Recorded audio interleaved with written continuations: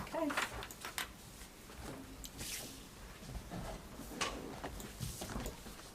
We're on the camera? Yep. Okay, good evening. Welcome to the October 14th, 2021 East Amwell Township Committee meeting. In compliance with the Open Public Meeting Act, this is a regular scheduled meeting pursuant to the resolution adopted on January 4th, 2021, with a meeting notice published in the Hunterdon County Democrat issue of January 14th, 2021. A copy of the agenda was forwarded to the Hunterdon County Democrat, Times of Trenton, Star Ledger, Courier News, posted on the bulletin board and township website, and filed in the township clerk's office on October 11th, 2021. Could I have a motion to enter into executive session? So moved. Second. All in favor? Aye. Okay, Krista, you want to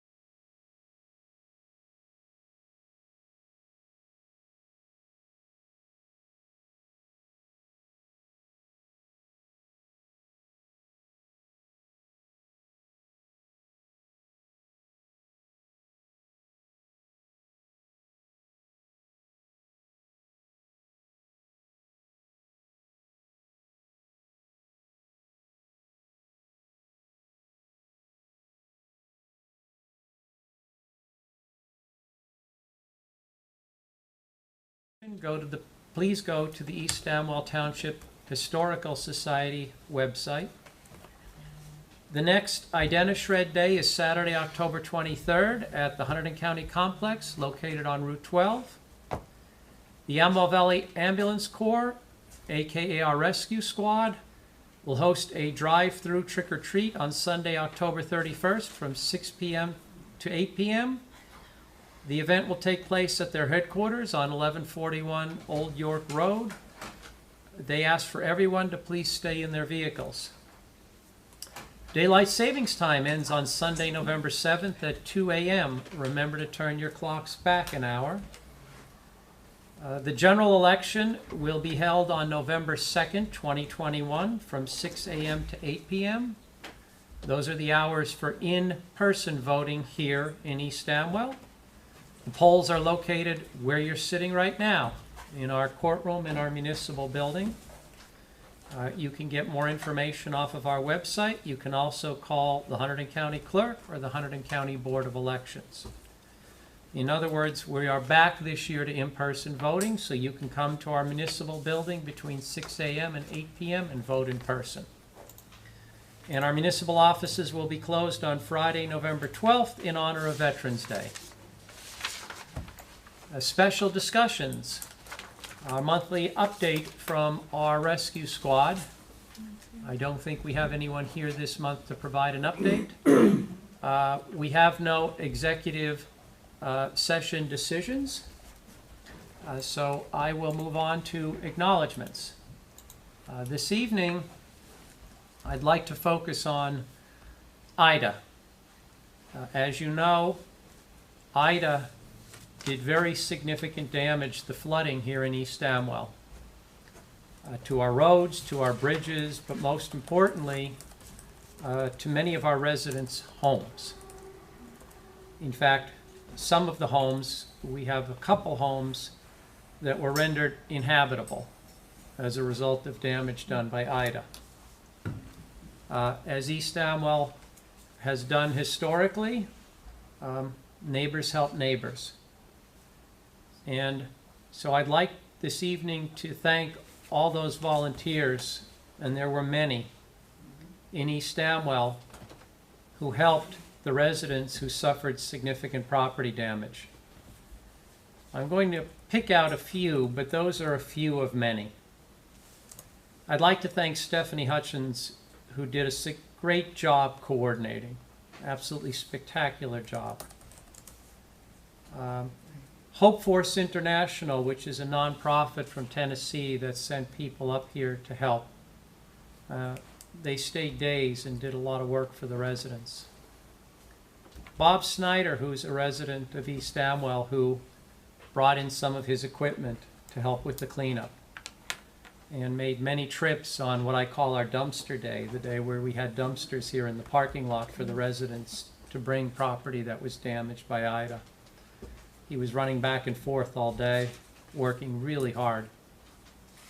I always have a hard time with this fellow's last name. I always just call him Mike, but Mike Gronkowski, who was kind enough to loan us his 20-yard dumpster on dumpster day, and so we could put recyclable metal in that dumpster so it didn't go into landfills.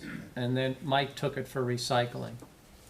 And that was really nice of him. He brought it here, and he took it away. And we always try to recycle as much as we can here in East Amwell, so we were able to separate out the metal and make sure that it gets recycled. Our DPW, particularly Jason Silverthorne, but our entire DPW, who were here on dumpster day from 9 a.m. until 2 p.m., actually from earlier than 9 a.m., doing very hard manual labor, helping people unload literally tons of waste. We filled 7 30-yard dumpsters. That's a lot of waste. So our DPW, as they always do, came through. Plus, on top of that, they really got our municipality up and running very quickly after Ida. They got our roads open. They have no control over the bridges. The bridges are within the exclusive realm of the county. But what they could do, they did in terms of getting us up and running, and they did a really great job of fixing our roads. So I'd like to thank them for their efforts. I'd like to thank Krista, who helped coordinate all of this and served as my ears. I've never been through something like this as a mayor. It's a learning experience. You know, being mayor doesn't come with a little instruction book. You tend to learn on the fly. And Krista was absolutely terrific in helping coordinate everything, monitoring social media, letting me know what problems people were having so we could try to figure out which of those problems we could solve or at least help solve. So thank you, Krista. I'd also like to thank an East Amwell resident, Congressman Tom Malinowski, who literally the day after Ida hit was on the phone with me asking what could he help us get. And then he worked really hard to help us get aid for our residents who suffered damage. Initially, we were given a lower category by FEMA, and Congressman Malinowski helped us get a higher category, which meant more aid for our residents.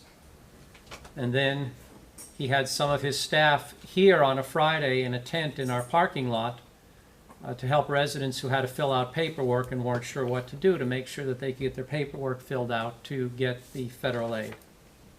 So I want to thank him for all of the help that he provided. I wrote a little article about that, thanking him in last month's VIP if you want to take a look at it. So again, thank you to everybody. And I know I'm missing a lot of people, but thank you to everybody who chipped in to help East Amwell get through this.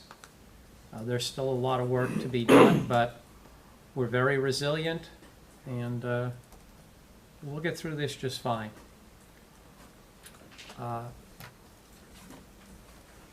The minutes. We have a few sets of minutes to approve.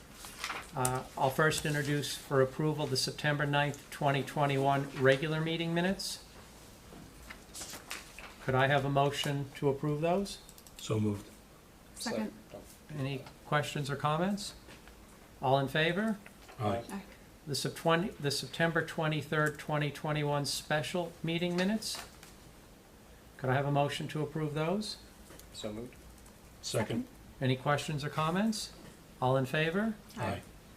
Krista, we're not approving any executive session meeting minutes? Did I miss an executive session? Well, you had some sets in the Google Drive. Oh, I didn't put them on here.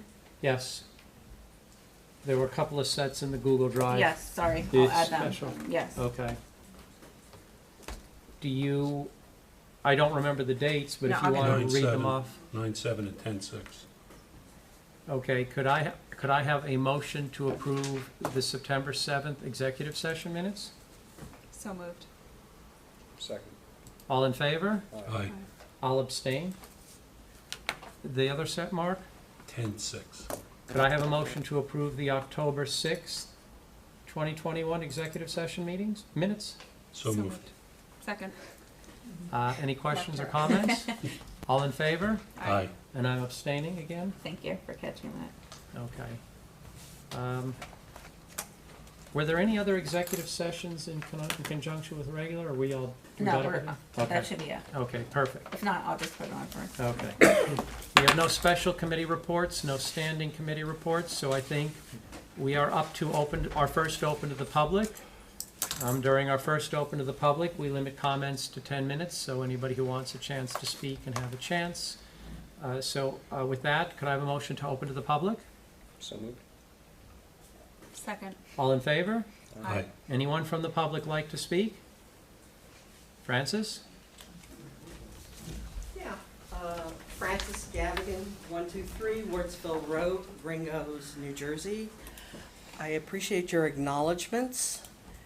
I didn't do that much. I just moved a family with my truck and trailer into Hopewell after their house needed it.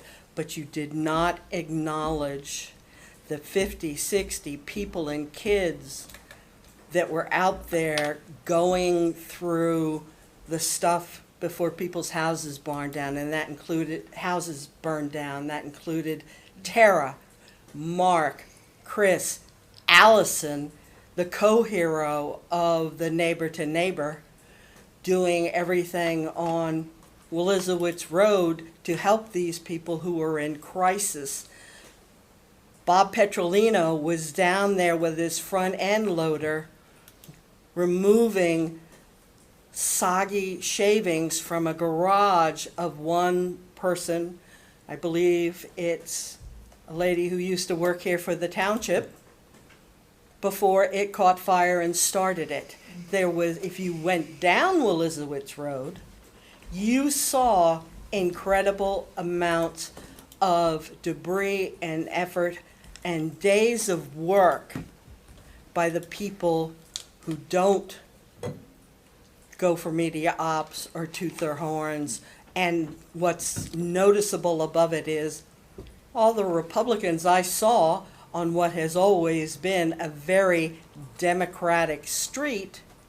And the one comment that I got from a neighbor was, they've never seen, much less this time, their congressman whose house was also flooded and had mold. He bought Dart Sagerser's house, and it's a mess. So, you know, he's in the same boat those residents are, but, you know, they haven't seen him. He was over in Delaware Township with you, Mr. Mayor, and it's time to be impartial and tell the truth and not just give Disneyland highlights. There are people over there. There is no insurance or FEMA or anything that is going to help the farmer who all his equipment and all of that stuff, Bill Dufasset, because they don't cover that stuff. He could be wiped out. That's a farmer. Are we getting aid for him with our special relationships? It's, you know, this is not a 1 week, 2 week, 3 week, 1 month. This is going to be long toil, and the one person I know who will stay on task is Allison Castellano, who doesn't do things and toot her own horn. And I've never seen Mark look so sweaty and Jesus, are you going to have a heart attack, as in that hot summer weather. They had their kids out there crawling through the basement and the mold and the debris to help people. And what I was told was, it doesn't matter who you are. If you need help, you get help. Democrat or Republican, they weren't paying attention. And that I can attribute, paraphrase, to Allison and the lady Stephanie, who's down there, and all of that stuff. There are needs that need to be filled, will ongoing, and people, the whole group of people, Chris, Mark, Tara, I didn't see you, Mr. Mayor, but maybe you were there. But, you know, those people were out there just grunt working for the people in the community who were hardest hit on Elizabeth Road, and that is an acknowledgement that needs to be made. And since it wasn't, I just did.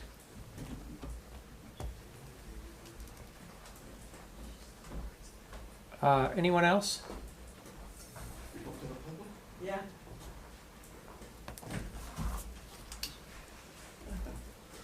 How are you tonight, Miss Randy? I'm fine, thank you. Mr. Kolowski, Castello, how are you tonight? Mr. Sabrowski, how you doing? How's everybody? Okay. 10 minutes, Rich. Rich Spiegel, One Mountain Road. What happened? It's a 10-minute time limit, so get going. Envoy. Okay. There's been some interesting things in the last few months here. There's been many times in the past where I've been accused of a lot of things by the mayor, and I think maybe this would be a good time to bring them up. I guess you could say, when you say things with no basis, and when you say things with no research, when you say things with no backing, and you just use your mouth and spread them out there, with no evidence, let's say. It's a good example of what I experienced a lot of years in the construction business. You know, guys would say things on jobs, and we had a saying, they just put their foot in their mouth. So sometimes what you do with people like that, you just give them a lot of rope and see how much until they fill their mouth up with their feet, which has happened a lot here. I've been accused of not knowing anything about Department of Public Works, not knowing anything about law, not knowing anything about, well, I could go on and on. When we talk about law, the last comment that you made when I left this room was, I'm not a lawyer, I don't know anything. You know what I find amazing is we lost, I understand, the appeal. And what amazes me is I read the judge's decisions. And I think in the appeal, I think there was 2 judges concurring in the, am I correct? Anybody give me a nod or no? In the appeal, 2 judges. Well, what I think happened here is when you don't understand the law, when you turn around and read the law and you don't understand it, you try to put your own opinion on our laws. And that's basically what the Supreme Court has been doing for a very long time. People don't understand that what amendments to the Constitution are for, okay? If you want to change the law, amend the Constitution the way it should be amended, and that's how you change the law. You don't change the law from the bench. You don't change it from the dais, okay? You interpret our laws like Title I says, all laws shall be interpreted as read, as a text, as not a living document, which has happened to us here in East Amwell. We have one sole person that thinks that the judge made the wrong decision the first time around. He didn't like it. He didn't like what the judge said. So what did he do? He appeals it, and we all know what we're talking about, okay? I don't like to throw names around, so I like just to keep it simple. And then, every time I was here and a violation of the ethics laws, a violation of our municipal land laws, I sat here with this same, right here, they're all in here, and I read them and even stated the fact that if the complaints were filed in the right way, which I know the way to do it, that each member where you're sitting, if found in violation of our ethics laws. Now, I think sometimes you get mixed up between state laws and municipality government laws. You know, I kind of tell people we do have 2 ethics laws in the state of New Jersey. 2. If you read one, it's our legislatures, their ethics law. Now, you can get confused if you read their ethics laws that they have to govern under and answer to. You could say, well, if you look at that one and try to rule up there, you are looking at the wrong one, because the state of New Jersey has municipal ethics laws for just the municipal government. They're different. They're different.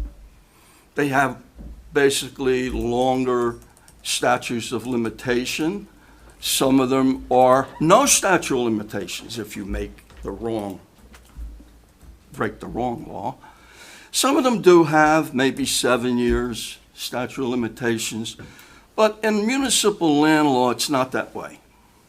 It's a whole different look and paying attention to. And, you know, me making those statements and having an opportunity to serve the people like you right from that seat up there, I had to make my decision up when Congressman Lance swore me in right from this spot. I thanked him. East Amwell was predominantly Democratic town. There was more Democratic voters in East Amwell than there was Republicans. We didn't have a Republican member for 30 years. I promised him something right there in his ear. I said, I will get you back East Amwell. It took me 8 years, 9 years to do that. See, if it wasn't for me, he wouldn't be sitting in that seat if it wasn't for me. And I have many a time told people in this town that kiddingly say, you know, Rich, if it wasn't for you, this never would have happened. And they're correct. They're correct. And the other side of the aisle is going to tell you the same thing. Because the night in this room when them tickets went up on that shelf, and they thanked me and said to me, you know, good luck, all right? I was surprised. They think they were surprised. I was surprised. I never expected it, okay? So I do sometimes think about what the heck has been going on around here, the way people are being treated, the way people are being badgered by a bully, in my opinion. It's not right. We are not on the world stage here. This is not Washington. We don't do things the way that's been going on around here, okay? That is the big spotlight. That is the Washington, D.C. spotlight. Not in a town of 4,000 people that see each other every day, talk to each other every day, and want to stay friendly with each other every day. And one thing we don't need is lies. I have never read so many lies in 2 pieces of paper in my life that can't be proven. Maybe a couple of them. Maybe a couple of them, because all you got to do is go to the minutes, stuff like that. But I try to do something a little bit to try to figure out the personality of our mayor, okay? I believe the people here lost confidence in their government. They say there have been the confidence has been lost in their government, okay? Ample evidence over the years that elected representatives, especially those with money, deep pockets, can easily fall into the pitfall of believing that their will is more important than the will of the people. I mean, to me, when that happens, there's only one answer to that. That person is in denial. And I think the worst form of denial is denial itself. 30 seconds, Richie. 30 seconds. Well, let's have an intermission. We got another time coming up at the end of the meeting. Let's have an intermission. Okay? I'm tired of watching them on TV, so, I mean, I can eat my whole dinner now at an intermission, where I used to be only able to eat a sandwich. Okay. Anyone else from the public? Allison?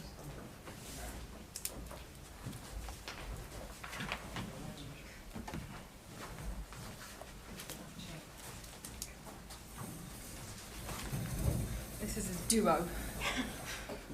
Oh, great. Alison Castellano, 9 Parole Court. Stephanie Hutchins, 1069 Old York Road. Okay, so just to add to what's already been said, just to give you our version of an update, sort of from the inside out, like. So, I mean, I talked last month about this when it was just new, and it was an unbelievable turnout of people that came forward and helped. I mean, you know, I mean, you hear about this stuff, you know, in other places, but to experience it here, and especially to hear from like the Hopefuls people too, you know, they've been to so many places doing this stuff, and then they come here, and as they named it, the forgotten disaster, because it was just this pocket, you know, we were this pocket of a disaster that happened, especially like where we were concentrating on, Willisowitz and Cider Mill specifically, but it was unbelievable that, you know, 95% of East Amwell was kind of okay, and then until you turned down these particular roads, it was just an absolute war zone for these people. So Hopefuls, Sheila at Hopefuls did nickname this like the disaster that was forgotten almost, because, you know, they would not have known about that to come here if it wasn't for Stephanie, and she'll explain a bit about that. But just the outpouring of not only people coming out to volunteer their time, there's a tremendous amount of people doing that.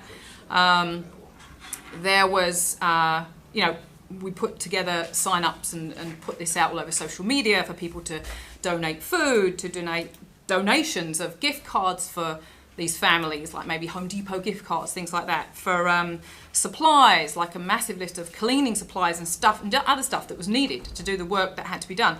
Lending their tools, you know, we needed tools. Hopefuls people came in from all over the country, but they couldn't bring all their tools with them, so we needed tools. Tremendous outpouring of people volunteering. Yeah, here, just take them, you know. People doing airport runs. We had people flying in from every corner of the country and needed to get to and from the airport. We had people doing airport runs. It was unbelievable, really. You know, I don't know. I kind of get a bit stuck because it was just unreal to see the turnaround for the clean-up day. Unbelievable turnout of people. The amount of trucks, people coming out with pickup trucks. Bob's big, massive, great thing truck. You know, and then just people turning up, neighbours on the road just turning up to help load those trucks. You know, so many trucks you can have, but you need the hands to actually load it, and people were coming out their houses to help. People getting covered in mud, filth in people's basements because their basements was full up with not just water.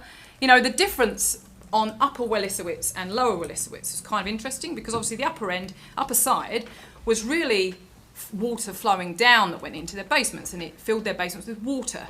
And then that water receded and it went away. And yeah, their basements were ruined, but there wasn't as much. There was some, but there wasn't as much as the lower side of Willisowitz that just got their basements just filled with muddy water.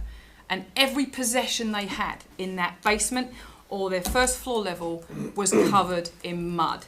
Some of those houses down there lost every item they had on the first floor and the basement of their houses. And as I think Francis said, you know, if you drove down that road in the middle of all that, the unbelievable piles of stuff that was out there. And then to have all these trucks come out and get rid of all this stuff on that clean-up day, saving some of these houses we just did on the fly as well, driving past them. Like, oh, let's go and see how they are. You know, all right, bring the trucks over, get all this stuff out of here. Unbelievable. And we saved people, hopefully it saved people thousands in dumpster costs because A, they couldn't get them, and B, they were so expensive. So anyway, I know we have this 10-minute limit, so I want to pass it to Stephanie because, yes, first, before I pass it to Stephanie, I will say, and she won't want me to say this, but I am going to say it, she was the backbone to this entire thing. She will deny it to the end, but she was the absolute backbone. She works full-time. She has 2 young children. She was pumping out sign-ups. She was coordinating stuff. She was. I'm just saying, tell me what to do. I'll run around and do it. You know, she was absolutely the backbone of the coordination of this. So don't let that go unseen because she will duck and dive to take that, you know, to take that praise. But she was the absolute backbone, and she was the connectivity to Three Bridges Church, because that's her church, where this Hopefuls group came from. So you can go on for that one. So I would like to say thank you to everybody that helped, because Hopefuls, I've worked with them, I've worked with my church, and they have never been on a deployment that they really didn't have to worry about lunch, dinner, tools. They couldn't have come here except for the fact that I told them, don't worry, we'll make sure that you're fed, we'll make sure you have a place to sleep. And I mean, in like 24 hours, I think that we had all blow-up beds. We had everything needed. Usually when we go on these trips, you know, we have to bring our own food. We have to pack our lunch before we leave in the morning. You have to make sure you have snacks and drinks. And just having that provided for them was huge. And I couldn't believe the outpouring of support that we got from the community when it came to it. I would post one night saying, we need Gatorade for tomorrow's crew. And I'm thinking, I'm going out in the morning to get Gatorade. I wake up in the morning, my porch has Gatorade on it. So huge, huge thank you. And, you know, Allison and Mark, I couldn't have done it without them because Allison provided sledgehammers in less than 30 minutes. Like it was, she had her neighbors pull together and it was incredible. I couldn't do it that night and I was like, well, don't go buy them because I told Hope Force don't buy anything before talking to us. But I was like, okay, you're texting me at 7:30 at night that you need 3 mini sledgehammers. I don't know, but let me see what I can do. And Allison was delivering them in under 30 minutes. So It's a harvest moon. It's a harvest moon, yes. So, I mean, the food, everything was incredible. Without Alice and Mark, I don't think that we could have coordinated as much as we did. But just a little background about Hope Force. We had people here from South Carolina, California, oh good, you have my list. Pennsylvania, New Hampshire, New York, Oklahoma. We had people from New Jersey, obviously. West Virginia, and we had them here for over a week. And because of that, we saved one resident over $60,000 in demo costs. I was able to get her rebuild at almost at cost. So she's already on the rebuild. I think a couple of our families are already on the rebuild. We helped over 15 families in a big way and a bunch of other families in a smaller way. So, I mean, I'm really proud of this town for really pulling together. I'm not quite sure how we accomplished as much as we did in a week, but we are the 2 houses or the 3 houses I think that got hit the most are all working on rebuilding, which I know the demo they weren't even going to be starting until the end of October. So let's see. So yeah, Three Bridges Church, Sheila. The only other thing is we still need some help over at one of our houses. We finally got a dumpster delivered yesterday, but now we have all this stuff on tarps, and everybody's kind of tired from all the cleanup that we did, but if we could have a couple of days of some people signing up on my Sign Up Genius, I think it would just take a day or two and we could fill up their dumpster and they could finally have a yard again. And I just think mental health wise, seeing the aesthetics of all this stuff off their yard would be a really good start for them. And one of our families did want me to share that every time she kind of started getting depressed and feeling like she wasn't going to be able to handle it or bad news, somebody would come with a donation or something. So it really did, the mental health piece in general, it just really helped, I think. Mm-hmm. I think that's... Just a couple other things just to add to this. So there was a house also that Hope Force also fully topped, professionally topped their roof on Lindbergh Road. So that roof is stable through the winter, or get them through the winter if they do it. Like, they don't just throw a tarp up and tack it down. It's professionally done.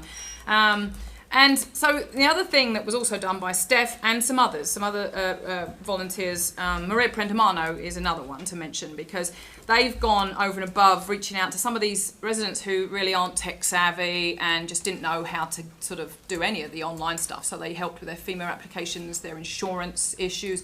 So they really helped them through those steps as well. So that was really important stuff. And just as a backup for what, some of the travelling that some of these Hope Force people did, as an example, there's a lady that came to us who has her own health issues that she's been dealing with.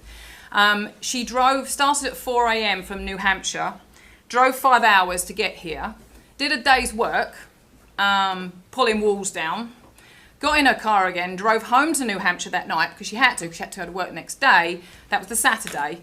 Drove back down here Tuesday to be back here for the rest of that week. Wow. It's just unbelievable. And these are all volunteers for this organisation. It's just they're an unbelievable group of people. They have massive hearts and they just gave everything they could to our town. So whatever we can do to thank them, Yeah, and just another piece of information we found out, so the homes that were completely destroyed only got $3,000, or at least 2 of them that I know, only got $3,000 of FEMA money. So people are like, don't worry, they're going to get FEMA. Well, that $3,000 didn't even cover the replacement of the furnace. So just for people to understand, like, no, they didn't have insurance, but they also really don't have FEMA help either. Yeah, so that's about it. How many time left? 13 seconds. Oh, Parks and Recreation. We are tentatively going to do a bingo night at the Grange on the 11th and the 19th of November. Watch this space. I'm going to throw that out there. I sort of came up with this recently. So we're going to have our meeting next week. We will firm up on that and we'll get the information out. Thank you very much. Thank you, ladies.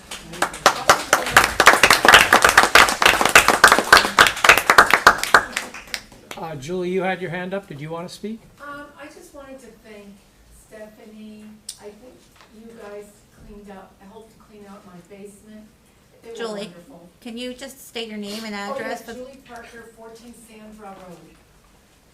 And they were so sweet, and there were two guys, I forget their names. One of them. Mark, you were one of them, that's right, you look familiar. And he came with, who was the other guy? Blondie. Yes. Blondie Prendamano. And they came in their truck, and my basement was not as bad as some people, okay? Mine was luxurious compared to some of the tragedies that we had here. But I'm very grateful because they took apart some of the furniture that was damaged and they put it out on the curb, and Stephanie had it picked up in 2-3 days. So I'm very grateful, thank you so much. I think you guys are wonderful, and I think there are a lot of people with big hearts, and instead of dealing, I'm a positive, optimistic person. I love focusing on positive things, and I think we need to lift each other up more in our community, and I think miracles happen every day because we do them. So I hope that we can all work together. I don't care what party we're in, I don't care.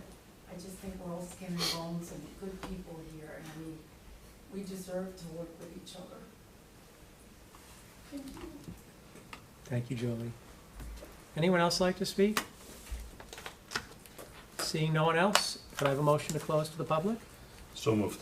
Second. All in favor? Aye. Okay. Consent agenda items, we approve these in one fell swoop unless somebody wants to discuss one or more, in which case we pull them out from the consent agenda. So could I have a motion to approve the consent agenda items? So moved. Second. Mr. Castellano? Yes. Ms. Ramsey? Yes. Sorry. Mr. Sobieski? Yes. Mr. Earl? Yes. Okay, on to resolutions. It's okay. We have two tonight.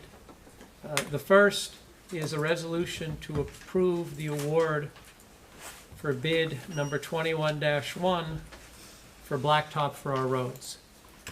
We went out to bid. We got two bids. We chose the lower of the two.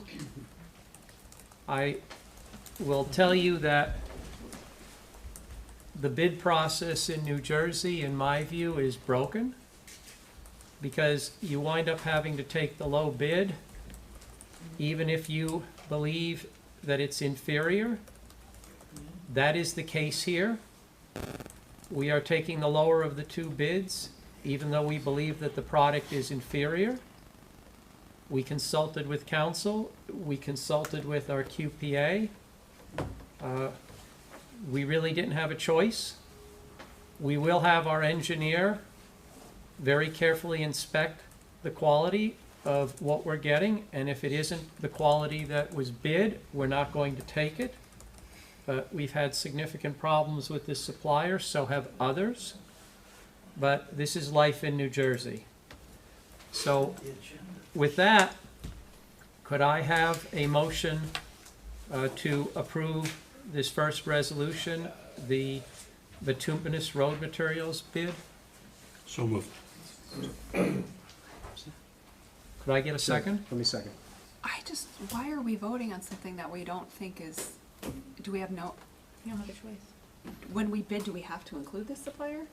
Hmm? We don't, we have to take bids from anybody who wants to bid. Just feel like it's not, if we think it's an inferior product, why are we passing the resolution? Because we don't have a choice. Either that or we don't get Blacktop and can't fix our roads. The, correct me if I'm wrong, Rick, but state statute requires us to take the lowest bid, correct? Frank, do you want to chime in? We have to take the lowest bid here. I think I've heard it a few The times. material, as the mayor said, the material's gonna, obviously, gonna be inspected and Like we're before it's laid, hoping it's, When we go to pick it up. when we go to pick it up, we'll inspect And I- it, and and the I- county will be supervising them doing this or The something? problem is, in simple terms, Blacktop is oil and stone. Mm-hmm. They skimp on the oil. That gives you an inferior product. So we're going to do what we can to make sure they're not skimping on that. But this is the hand we're dealt. Yeah. Either we, if you don't want to approve it, then we can't get Blacktop. So we're going to have someone inspect and approve and do everything we can possible to make sure that this is not gonna be an inferior project. And if it is, we will reject what they're offering Okay. us. Okay. I think the criticism was with past jobs. And Yes. performance. Past experience with this particular supplier. We don't know that this is gonna be inferior material. We're gonna do our best to make sure it's not. What's in the contract to, do we have any recourse if, do we, is You have anything the in same contract? recourse that you have against anybody who provides you with inferior material. If you catch it beforehand, you don't accept the load, and if you catch it afterwards, you bring a claim. Okay. Any other questions or comments? All in favor? Aye. Opposed? You can oppose, I don't, as long as majority, right? You can oppose. There's three of them that say. Abstain? Yeah. All right, I'll abstain. It's Okay. gonna pass anyways, so. The next, I'll turn over to Chris. You prepared a resolution you want to Yeah, propose? I'll set it up. So we, this is a resolution thanking Miss Lauren Williams. She was a volunteer, I don't say volunteer per se. We enlisted. Chris, can you speak up? Yeah, I'm sorry. Let me. I'm I very can't hear you soft-spoken over guy. here. I apologize. So this is a resolution thanking a nice young lady named Lauren Williams. The Historic Preservation Committee enlisted her as an intern to help sort through and catalog the quick collect that we had. It's basically a collection of historical items we had in our basement for a while.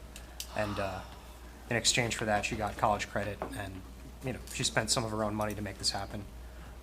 Francis, I know you were a little more involved with the project. If you want to add anything, We're not open to the public, Chris. I apologize. Word spoken.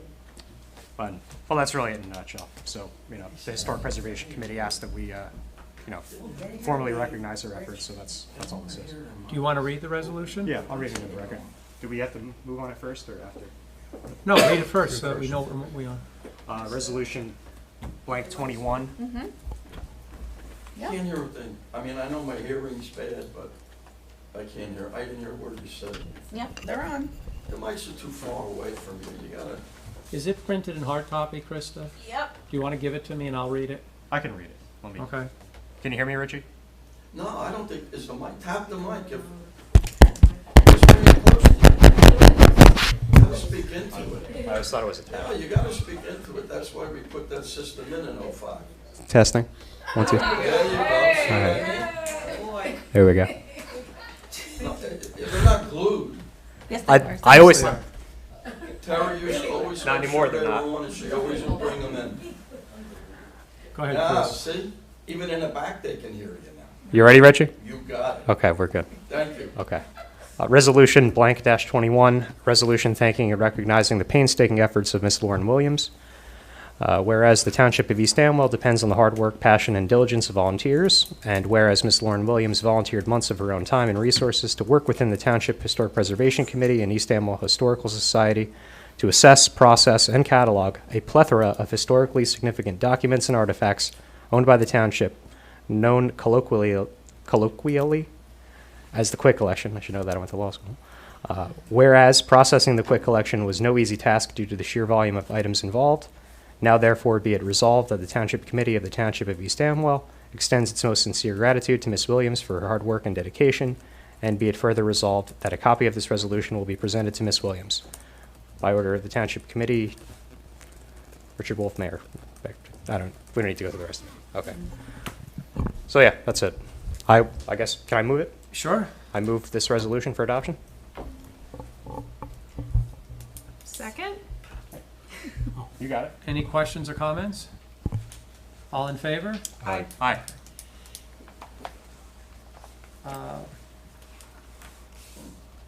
Krista, can you send her a copy? Oh, absolutely. Okay, yeah. It's kind of in the resolution already, but you know. Okay, item 16 on the agenda this evening is the ordinance to amend our code regarding smoke alarm inspections. We're raising the fee from $45 to $50. It hasn't been raised in quite a long time. And the $5 is going to give a raise to the person who does the inspections. Could I have a motion to open to the public? So moved. Second. All in favor? Aye. Anyone in the public like to comment on this ordinance? Seeing no one, could I have a motion to close to the public? So moved. Second. All in favor? Aye. Aye.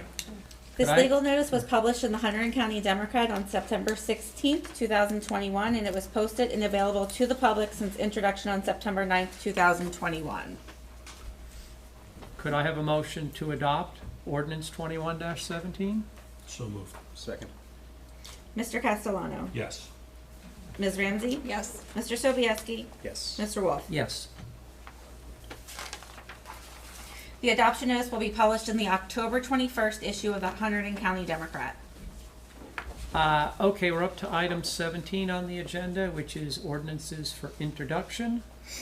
This ordinance is to amend our salary and wage schedule to reflect a revision to the salary for the assistant CFO. Could I have a motion to introduce this ordinance 21-18? So moved. Second. Any questions or comments? All in favor? Aye. Anybody opposed? The ordinance will be published in the October 21st issue of the Hunterdon County Democrat, and the public hearing is set for the next regular township committee on November 11th at 7:30. Okay, now we have a few items under unfinished business. Is there any update, Chris, on the Clausen House roof? Krista. Jason was going back to Stover. Is Yeah. that Strovers? I was thinking Stovers because Wells, but Similar. other one. To get more of a bid because they have to get more materials involved or something of that nature. And we also asked Chris to reach out to the county Yeah. because we don't have the cash on hand to front Did you, to pay for the roof. he emailed this back 2 days ago. Did you see it? No, I did not. I believe he said they would be able to give us the 50%. Let me pull it up real quick just to confirm. Mike, Hold on.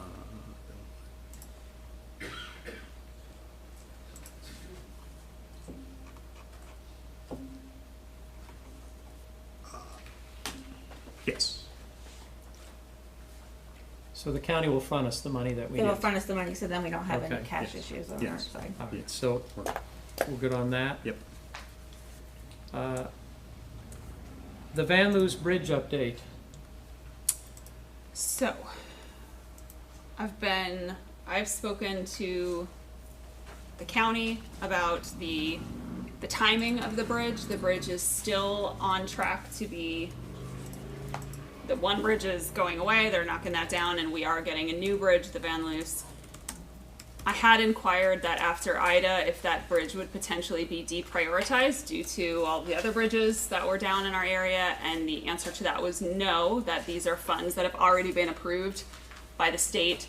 So the bridge, the Van Loos Bridge will continue to be replaced. The timing for that is not until 2022.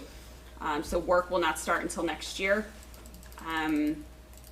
John and I have been working with Mr. Bill Burr regarding some potential traffic calming options for that bridge as we get ready to tear it down and then eventually replace it. It will, as I mentioned in the last meeting, it will be a 2-lane bridge. We are lobbying for it to be 28 feet. That is the minimum that the bridge can be. That's being proposed right now is 30 feet wide. We are lobbying for 28.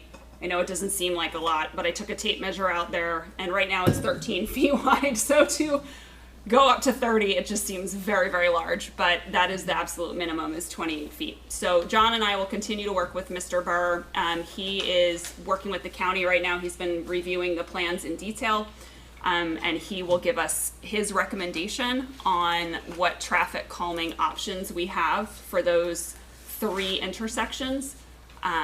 Once we have that, I would then submit it to this group here and partner with Jason, of course, from DPW to see what our options are. Things like stop signs, signage, speed bumps, whatever it might be. So that work continues to go on. The good news is that the Manners Bridge, well, good for some, I suppose. Good for people on Van Loos, I guess. The Manners Bridge should be finished next week, is the latest I got from Mr. Matthews from the county. I was told the 18th, but and I know they've been working on it diligently, so that will reduce traffic on Van Loos. But it definitely won't reduce the speeding. So we'll continue. So I'll keep everyone updated. I corresponded with Tom Matthews about this bridge. I asked whether it would be possible, within the confines of the minimum width, to put pedestrian lanes on each side so that the bridge in effect stayed a 1-lane bridge. And I did that because that would be a way to have it as a traffic calming device, if you will. He told me that that is not permissible. I asked if we could do it just on one side. He said no, that the best we could do is we can color lanes on the exterior and designate them pedestrian, but there'll be no guardrail protecting the pedestrians from the cars coming over the bridge. I then emailed him some follow-up questions. He has not yet responded, so I'm going to have to follow up. But what I find with the county and with the state is that the first answer you get back is not necessarily the last and final answer. And that sometimes you have to be very persistent to get to where you want to be. There should be a protected pedestrian walkway across that bridge. So I'll continue to pursue this and see where it takes us. I asked him, are these rules he's reciting state or county? He has not yet responded. So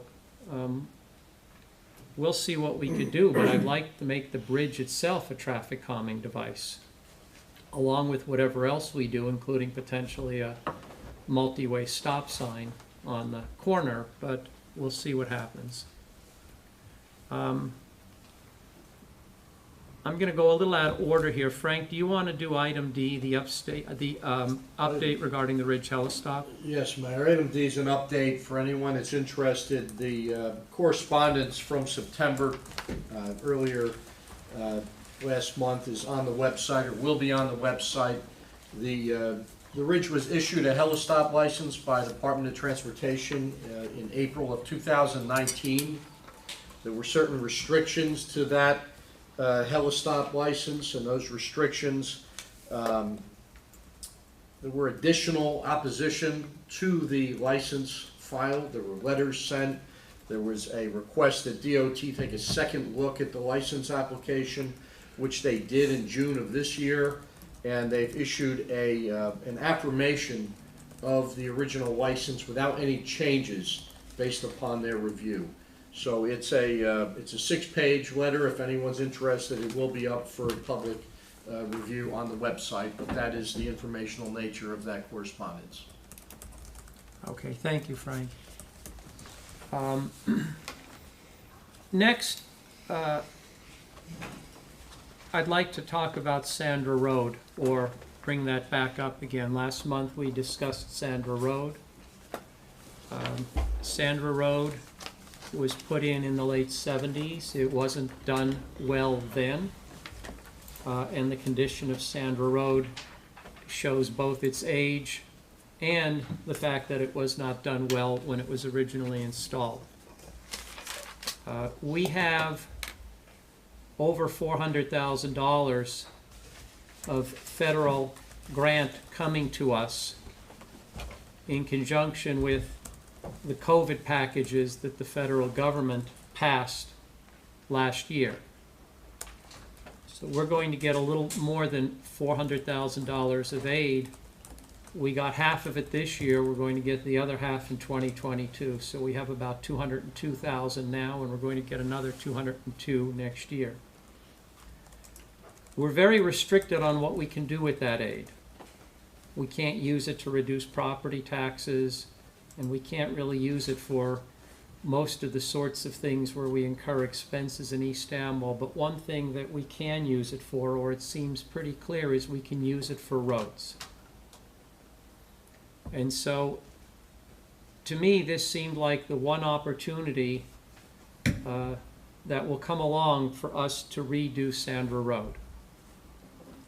Sandra Road would likely not ever get redone, or at least not in my lifetime get redone, if we don't use this grant money. The state does give grants on an annual basis to municipalities to redo roads. It's hit and miss as to whether you can get them, but what is clear is the state grants go to heavily trafficked roads. They don't go to roads in developments. So we're not going to get a state grant for Sandra Road. We're not going to get a state grant for Harvest Hill. We're not going to get a state grant for Carousel Estates. My thought was that could we use this grant money to redo, and I'll discuss what that means, Sandra Road and the offshoots. We had our engineer prepare estimates, and the realistic number, because the estimates we shot high, because we wanted to be conservative, but realistically, we think we can get Sandra Road and the offshoots done largely with the grant money. We may have to dip into the budget a bit, but the grant money should get most of the work done. To do a project like Sandra Road takes a lot of ramp-up time. You don't just wake up tomorrow and do it. If we said tonight, let's move forward, best case scenario is we'd be able to do it next fall. It's also possible it would roll into early 2023. There is basically almost a year of ramp-up time. It's not just come out with trucks and start pouring blacktop. Sandra Road is not ADA compliant. The grades are not up to code. They're not bicycle safe, for example. So the road would have to be made ADA compliant. The grades would have to be replaced. This is not tearing up the road, putting down a new base and putting down a new road. This is not that extensive. What this is taking out the blacktop and replacing the blacktop, stabilizing it where it's necessary, addressing the drainage issues. If we do it the way it's proposed in the estimate, we should get many years out of the new road. We should get another 25, 30 years out of the new road as long as we properly maintain it. So our DPW is looking for us to tell them, do we want to move forward with this? And if the answer is yes, then the next step will be to engage our engineer to start drawing plans. And then those plans will go out for bid.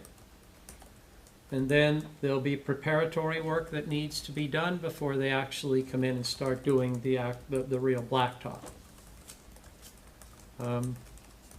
As I said, I think this is the one shot that we're going to have in a very long time to get Sandra Road done. We're going to have to grapple with other roads like Harvest Hill at some point, and even Carousel Estates, but Sandra Road was the worst by a significant measure.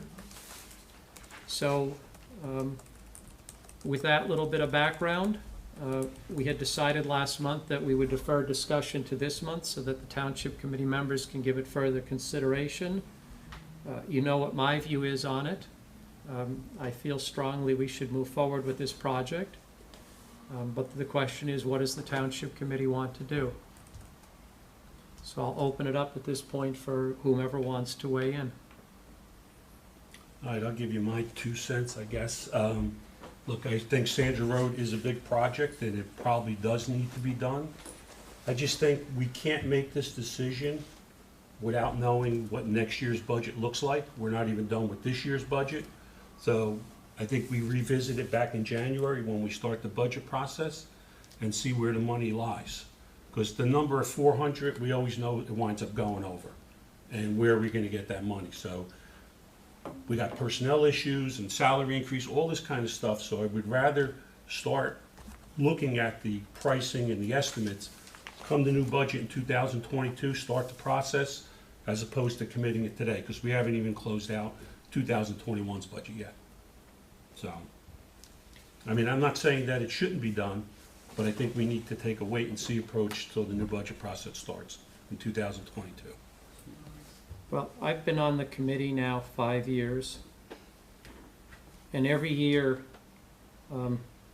there's always a new budget next year. That's the nature of the beast.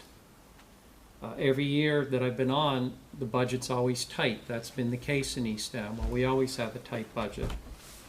So saying defer it until January till we see what the new budget looks like, first of all, we won't know what the new budget's going to look like in January. Realistically, we probably won't know until March or April.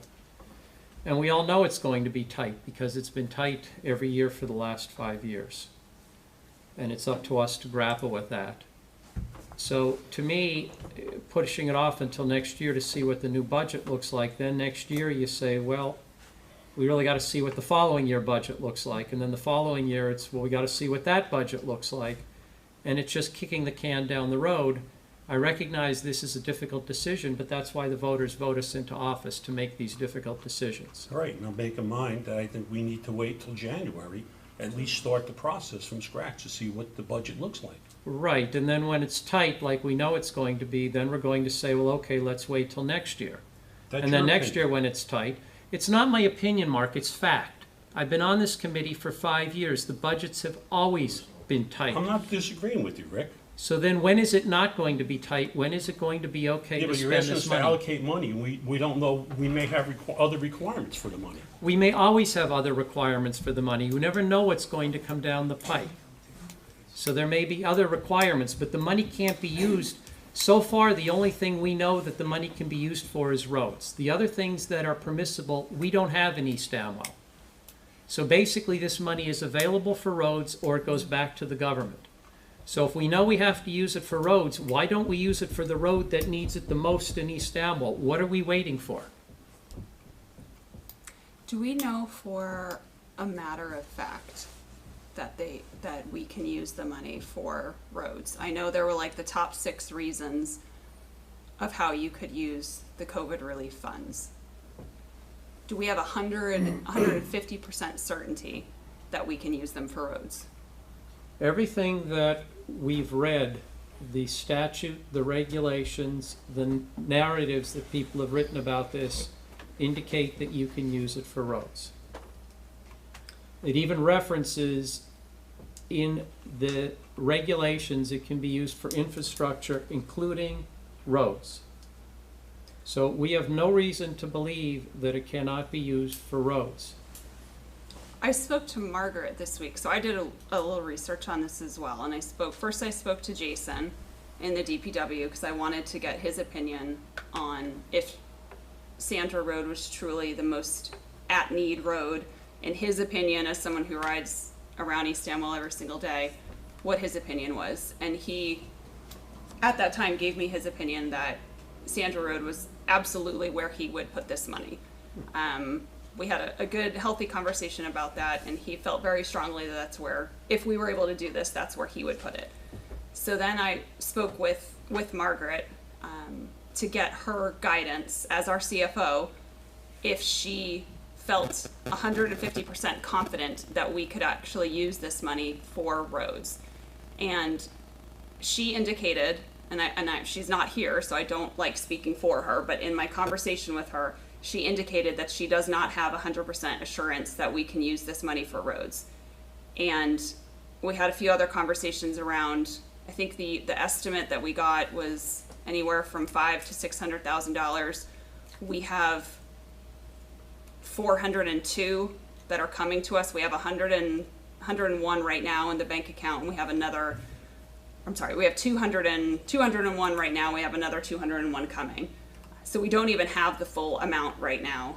And she had advised also that in the other municipality that she works in, she was getting different guidance from her, from that office about whether or not you could use it for roads or not.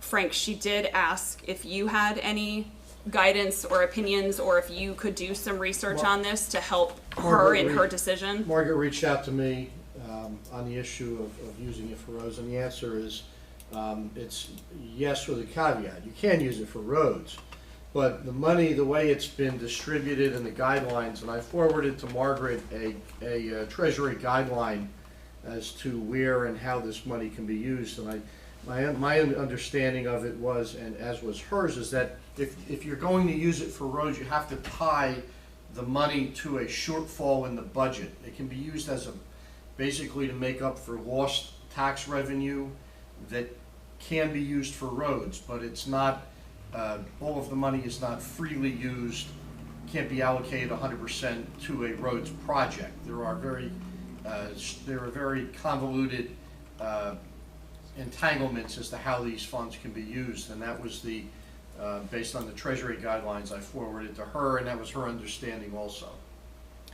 Some of the uses, you can simply use the money, period, as much as you want for the particular use. For example, salary increases for frontline workers, they're not restricted. You can do as much as you want. Other uses like roads, you can use the funds to the extent that when you plug your numbers, your municipality's numbers through a formula, it shows that your property taxes declined during COVID. The amount of that decline is the amount of the funds you can use. So you get to count the decline for 3 years. We will have, in those 3 years, a decline in excess of the grant money we're getting. So there is no issue about us spending the grant money on Sandra Road. The only question is, can we spend it in the end of 2022, or do we have to wait and spend some of it in 2023? That's the only issue. But all the guidance that have been issued, it specifically refers to roads, that you can use it for roads. And the cap that Frank is referring to, the only issue for us is, will we hit that cap by the end of 2022, or will we hit that cap in 2023? So there is no issue, as far as I'm aware, of using this for roads.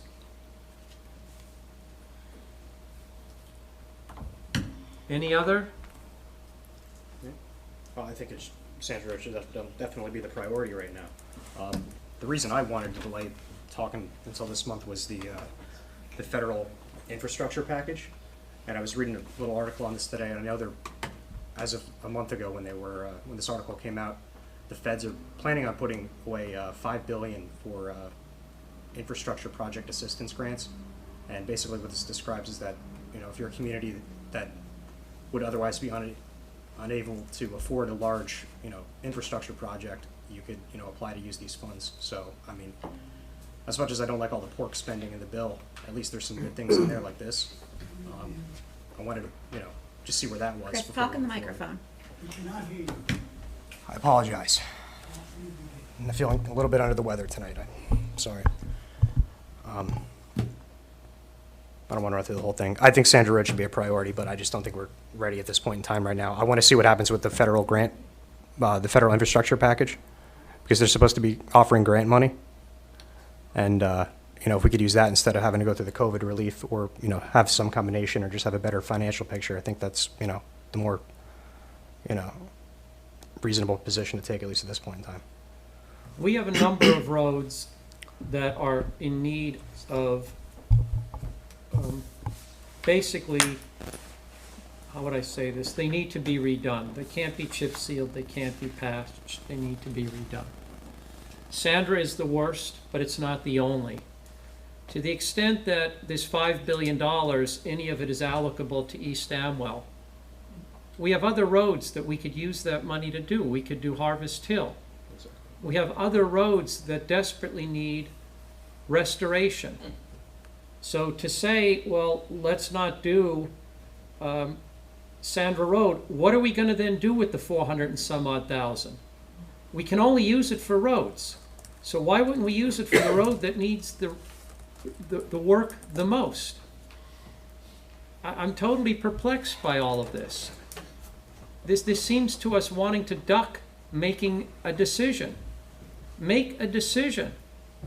We can only use it for roads. This is the worst road. Our DPW supervisor has said it's the worst road. Nobody's here seriously debating that it's the worst road. If we don't use this money, we lose it. So what are we going to do? Sit on it?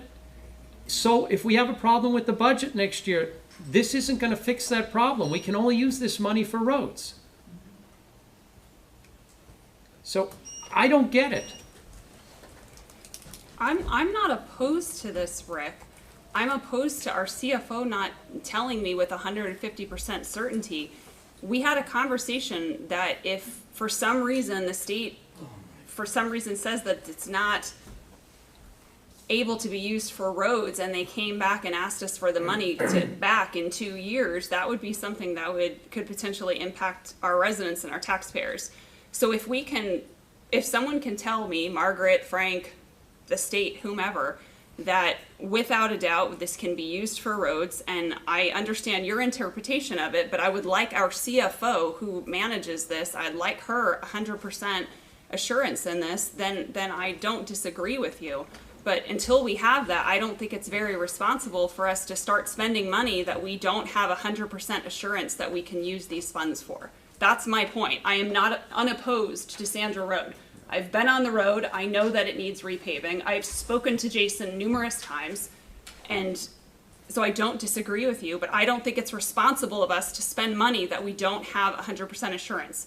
So if we want to, Frank, I'd be happy to talk to you about it because I think you've had other conversations and you might have this level of assurance, and maybe we should talk with Margaret about it, but I just don't think it's responsible to spend money that we don't have our CFO's 100% agreement, because it's going to come back and haunt us if we don't spend it correctly. Margaret gave me a different report.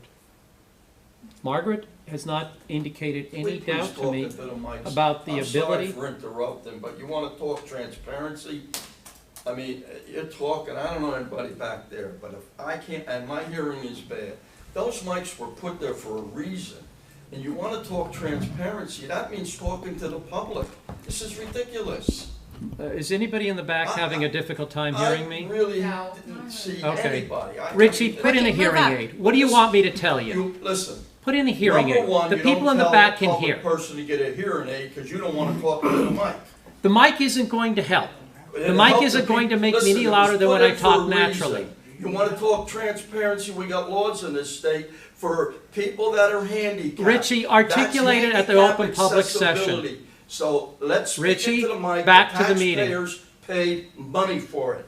Margaret has never expressed any doubt to me about the ability to use it for roads. It's only been since this regime. Terry Stahl used to come into this room, tap the mics, put them all in front of the people and make sure they were on. They are on. Richie. And I did. Enough. Don't tell me how to do my job. They have to talk into them. Richie, enough. If this continues, we will have you removed. We will have you removed. I'm not joking. Well, you if this better think of a good continues. reason. I do. You're disrupting the meeting. Oh, is that it? Okay. So Margaret has never expressed. Margaret has never expressed any doubt. The document at issue is a legal document. You have two lawyers telling you that roads can be done. Frank told you. I told you. Okay. I'd like to have a conversation with Frank and Margaret. You're welcome to have the conversation, but all we're doing here is kicking this down the road. The best way to avoid making a decision is just to keep kicking this down the road. Rick, I'm going you to want be a here in condition- January. I will be happy. I'll be here in November. I'll be here in December. I don't think there's anything wrong with doing due diligence. This is a lot of money. This is a project almost $500,000, potentially if not more than $500,000. I think that we should, and this has been a gift that ultimately we're paying for, but this is a gift that we've been given. I think for this amount of money, it's a huge amount of money. I don't think it's that big of a deal to give us a little bit of time to make sure that we're spending our town's money correctly. So excuse me, please don't. I've heard your opinion. I respect it. Please respect mine. Let me do my due diligence. Let my colleagues, John's not even here, so let us do our due diligence. I'm not kicking the can down the road. Give me the time I need. You've had the time. You had a month. You had one conversation with Margaret, one conversation with Jason. No conversations, no conversations, no conversations by John Mills. For a month, none of you did any diligence. You did a minimum amount of diligence. Jason has been thinking about this for a long period of time. I've been thinking about it a long period of time. You've done no diligence. You just want to keep pushing off the decision. I don't. How long do you need? 10 months, a year, 2 years to do diligence that should take you a week? I'm not going to respond to that. I've already made my Because you don't statement have clear. a good response to it, Tara. Stop, come on. You don't Excuse have me, a but good I think response. I do, and I just made it very clear You what I asked do. us our opinion, and we're giving you our opinion. And I'm giving you my opinion Well, that's back. fine, Your but you're opinion is basically one of telling her five, opinion's so- wrong. Because it is wrong. Rick, My everybody's- opinion is, her opinion is wrong. Well, No, that is Rick. your opinion. Am I only and not supposed to give everyone my else's. opinion if I agree Rick, with you, all right, Mark? here. My opinion and my decision is we wait till January to start the process. All right? And my opinion That's is, right. that's ridiculous. You don't even want to make a difficult decision. Didn't say, I We're understand. sick of it. Our cars are getting broken. I We're understand. not open We to just the have money. public, please. We pay taxes. Julie, we'll let you speak. Enough. This is garbage. Political. It's really not. Get I it don't done. care. No, it is nonsense. You had a month to do your diligence. You said push it off till now. Get it Now you're done. saying push it off But again. why am I having a different conversation with Margaret than you're having? So I don't know why you're having a Well, different Margaret's- Well, I conversation didn't make it with up, Margaret. Rick. So I clearly had a different conversation. If she did not give me her assurance, it's not responsible for me to speak for her and say that she did. Then we So can- if you would then- like to be a part of the conversation next time, I will gladly have that with the three of us. But you were not there. You did not hear what I heard. So allow me to have my opinion, and that's it. Look, I'm fine with you having your opinion, then we can approve it subject to Margaret saying that she's comfortable that the money can be spent on the road. There's the solution. So what other excuse do you have for not approving it now? What other excuse? We're Well, going to put a condition in there yes. that Margaret approves. we do this all the time with our approvals. We put conditions in it. This is not something new. So there's your solution. So now think real hard about another reason why we I have can't thought approve real this. hard. I am not going to agree to that. I want to have another conversation. So are we not approving this? Is that what we're going to tell the residents of Sandra Road? We're just going to continue to kick this down the road. We're just going to kick the can down the road. You haven't given a good reason. You haven't No, given a I good think- reason. look. No one has given a good reason. I think for every other resident in this town, I have given a good reason that I'm trying to make sure we spend their money accurately and that we don't do something that's going to come back and haunt us. That is a good enough reason for every other resident in this town. So I don't think that's irresponsible. Then we can condition the approval on Margaret being I comfortable. just told you that we I can didn't want spend to it. agree to that, and I will agree to the resolution once I've had the conversation. I don't feel comfortable with that. You had a month. You all had a month. Nobody had a conversation with Jason other than you had one. All these conversations you had with Margaret, you had one. I did have one. I had a very nice conversation Right, with you her. said you had multiple conversations. You No, had one. I didn't. I Yes, spoke you to did. her once. You can listen to the tape. I will Multiple. be happy to. You I said said multiple. I had multiple conversations with Jason, not Margaret. You had one conversation with Jason. You had one conversation with Margaret. Okay. All this diligence is nonsense. How do you know all this, by the way? Because I talked to them. Because I wanted do you to check see. on me? Yes. Do you actually, is this what you spend your time checking on me and how many conversations I have? No, what I spend my time doing And is. how do you know that's true, actually? Like, how do Why you know would Jason lie to me? I don't know, Why but would why are Margaret you lie to me? checking up on every conversation we're that off. I have? Because I want to know whether the people at this dais are doing their job. Well, I'm doing my job, and I've just made my That's opinion your known. opinion. It's certainly not my Well, opinion. you're 1/5 of this population up here, so that's your opinion. But my opinion is backed with facts. No conversations, So is no mine. conversations, nominal conversations. It's backed with fact, Rick, so. So I take it we are not approving this? No, not till January for me. Okay, I'd like you to take a roll call, Krista. I want this to be clearly on the record. We have to make a motion on. I will make a motion that those federal funds, the $404,000, be devoted to redoing Sandra Road in the manner that was described at the last meeting. Mayor, are you conditioning that resolution on the approval of the CFO that the full amount of those funds can be allocated to the project? Yes, I will include that condition. Is there a second? If there's no second, then the motion is mute. So you have 3 against it and 1 in favor of it. Okay. I'm sorry. I did what I could. I'll keep trying. Shortly. Okay. Next on the agenda is the marijuana. We've had a public hearing. We got input from the public, both at the hearing and in writing. What do we want to do about allowing marijuana in East Amwell Township? Retail sales, distribution, growth? What do we want to do? And if we're not sure, that's fine too. This is just has to stay on the agenda until we need to come to a decision. Okay. On whether to make a resolution or not?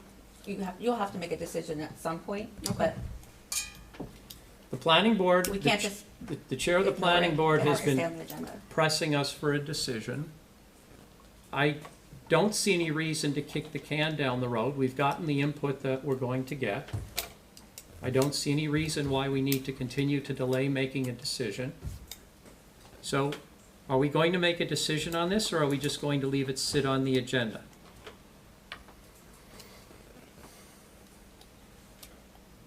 I think we should have another special meeting.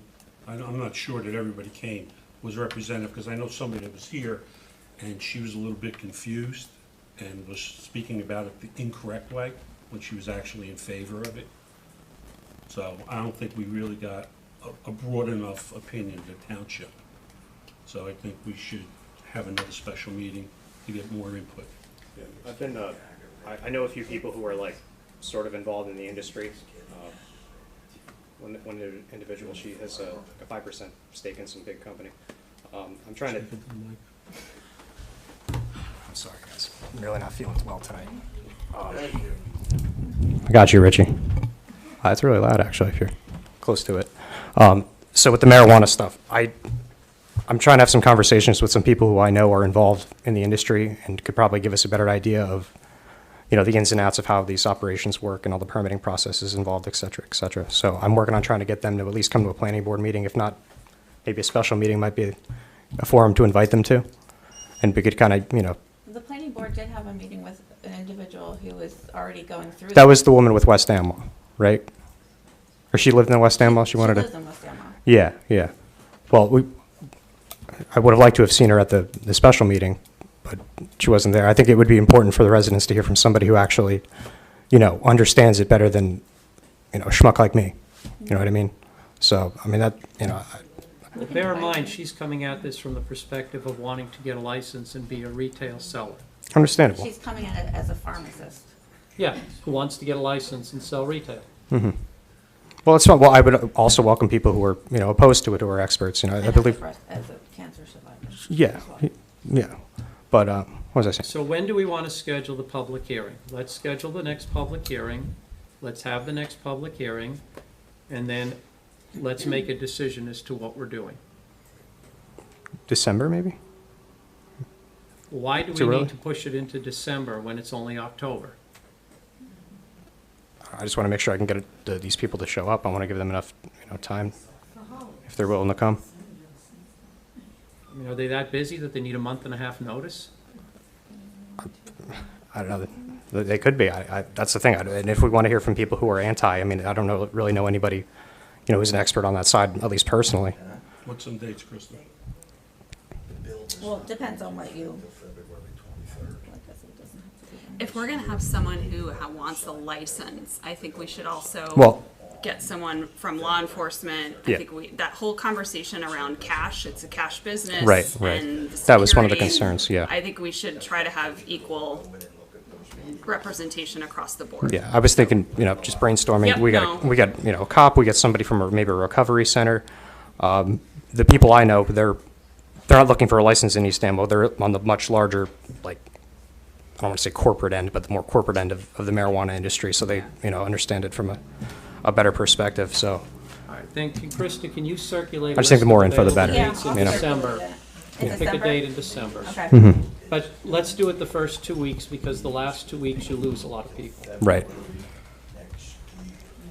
Can we also be more clear if we're aligned, and I don't know if we are, around what we're truly trying to approve? Well, if that's your decision, like, that's what you guys have to decide of what you guys want in Okay. East Amwell. So can Do you we- want a dispensary? Do you want growing? That's what you guys need to narrow down. So the planning board's recommendation was just a Just a dispensary. dispensary. So are we aligned with that? So then when we advertise the special meeting, it would be advertised as a dispensary only? Because I felt like that was some confusion in the meeting as well. Well, that's what you guys have to decide. Yeah, that's what I'm asking. Yeah. I think that would be more clarified when you go out, exactly, Tara. So So you're saying like elevate that as the main, this is Things to are discuss micro-dispensary, dispensary right. only, it's not to discuss right, growing. right? Or a Basically, large, Or you're not- warehousing The or township's not interested in the No. growing or the Exactly. other we Warehouse. really aspects. tossed around the dispensary idea, so I think, Just dispensary. right, micro dispensary. Micro-dispensary. Yeah. Micro dispensary. There's a distinction, a little bit smaller. One. That is my opinion, Yeah. but I don't know what my colleague's opinion is.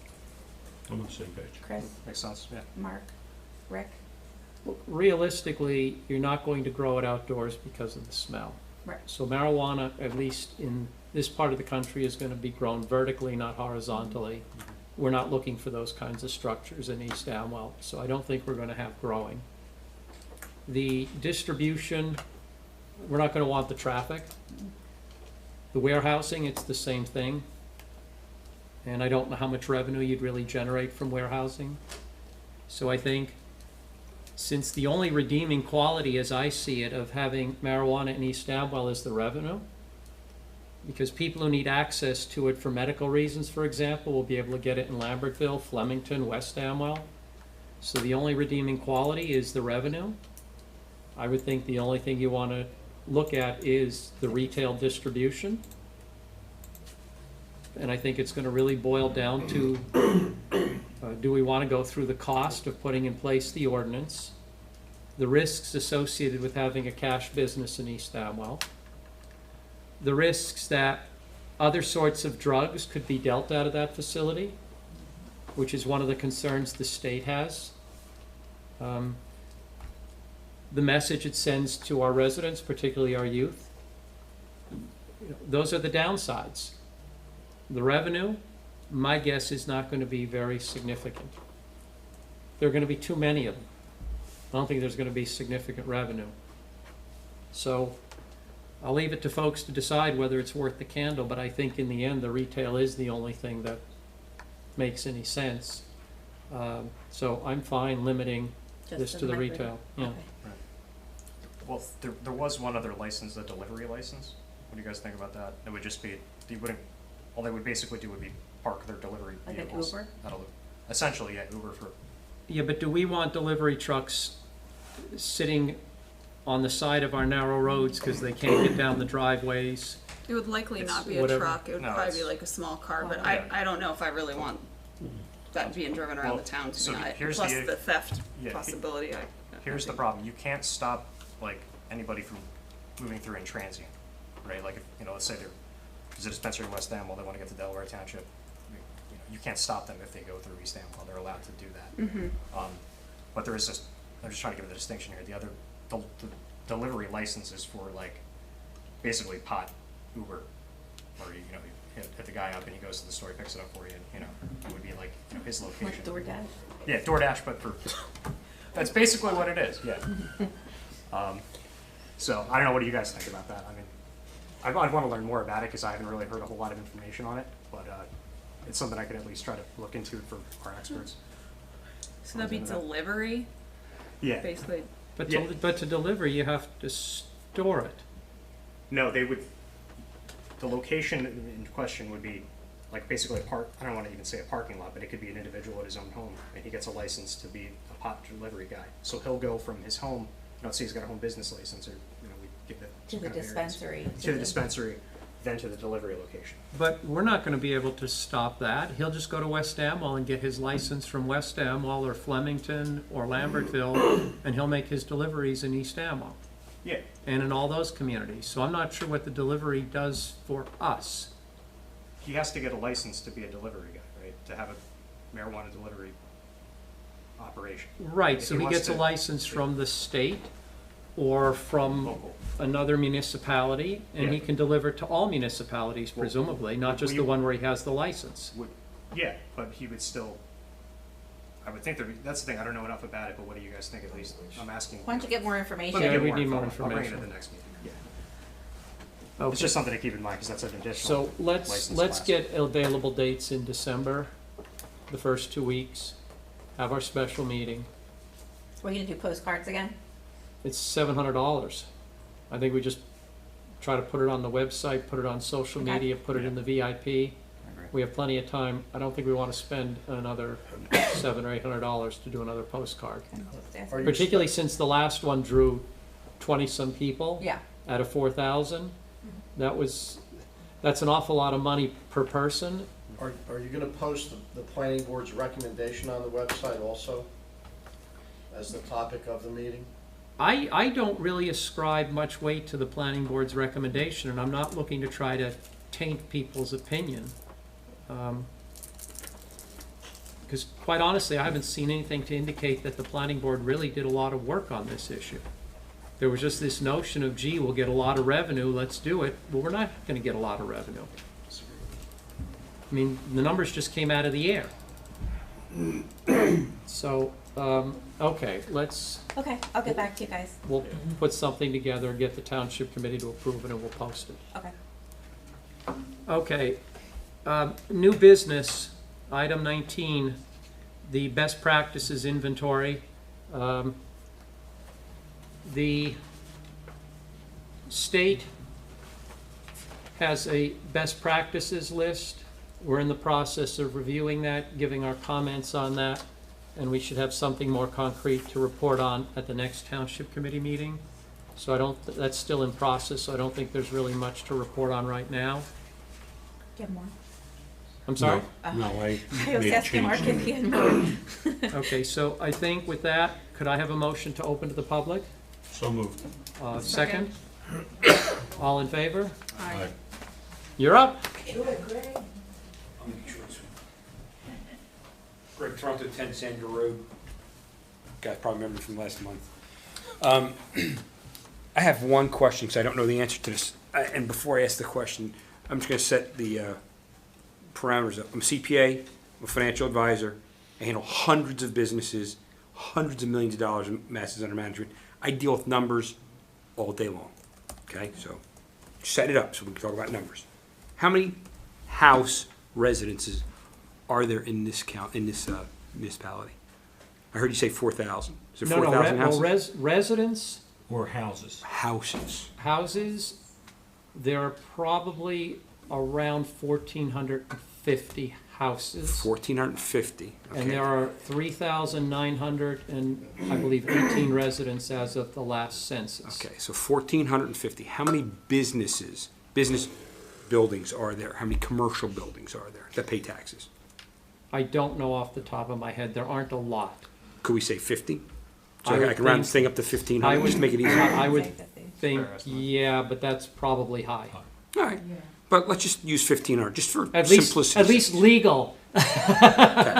Okay. That means this $500,000 project that we're, I don't want to say fighting over, but we're having a heated discussion over, would cost every house and business, if it was to just come out of our pocket, $333 a year for the project, right? 500,000 divided by 1,500 units that are paying in is $333 a unit. Now, I understand different ratables. I understand that building over there, it's worth millions. This building over here is only worth hundreds of thousands. I understand it's going to be not evenly. It's going to be skewed based upon value of the house, right? But that's $333. You just said we wasted $700 sending out postcards. There's $333. You wasted twice that. Okay? So $333. I come to 272, doing it a little more Okay. accurately. Right. So probably cost each 275, household 272, 275. whatever Yeah. it may be. I'm a tax lawyer, so I too like numbers. I love numbers. I do too. Okay. So to me, just on a common sense basis, I know, you know, and look, I appreciate every one of you people up here because I had to do this for Raritan Township when I lived in Raritan Township. It is not fun, okay? So I appreciate it, and that's why I don't get mad, that's why I don't get upset, try not to get too violent or anything stupid. But my point is that $300 per, or $250, whatever it might be, X dollars to do this road. And Mark, I understand what you're saying, you know, you want to make sure we have the money. But really, if it came down to it, this project was $500,000, we used $400 of it, and we had to spread $100,000 as a special rateable assessment. $54 per household, give or take. Seriously, I will put $54 on this table if you want me to. And there's my $54 start. I mean, it's really not a lot of money. And look, I didn't live in Raritan Township because I hate the taxes. Okay, so I understand I'm not here to raise everybody's taxes. But if you drive on Sandra Road, I've already ruined an $800 front end on my wife's car, okay, already once. So I'm already 3 or 4 payments into this already. And then bear in mind that the $54 is the total cost. It's not how much your taxes will be going up permanently. Right. In other words, it's not that we would raise them 54 and then it would be 54 every year thereafter. It's 54 per household. Right, a special assessment, understood. And, Right, and, if you and treat it that way, that's the way to think about it. And look, you know, I know one of the whole reasons we came to East Amwell, besides we didn't want to live in Raritan with the taxes, is that it's beautiful. It really is a beautiful town. I mean, this is a beautiful area. You know, you drive down, it's got, you know, farms and rolling hills and nice houses and good people. And then you drive down Sandra Road and you go, am I in Afghanistan? I mean, the road is just brutal. It's not even funny. It's a brutal road. Brutal. And I just can't see how we can't come up with $54 to every residence if that's what it comes down to. If that's is that what we're fighting over? Well, it's $404, it might be $500,000. So you're telling me that we can't find $54 in every residence. That's all. I just, common sense, just, I'm here to just say, hey, look, if any of you guys drive on that road, you'll agree with me. And I would love, even if you have to shelve this for a month or 2 months, at least fix the existing potholes.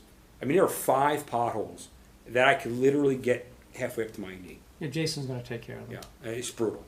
He's just dealing with some stuff from I get Ida, it. but he's going to take care of them. So that's my 2 cents. Again, I really appreciate all the effort you guys put in. I know how difficult it is to be in the face of the public, dealing with heated issues, people getting fired up. So I just really want to thank everybody. Thank you. Thank you. Anyone else? Yes, the lady in the back. Can you Doreen Consimano, I live at 31 Toad Lane.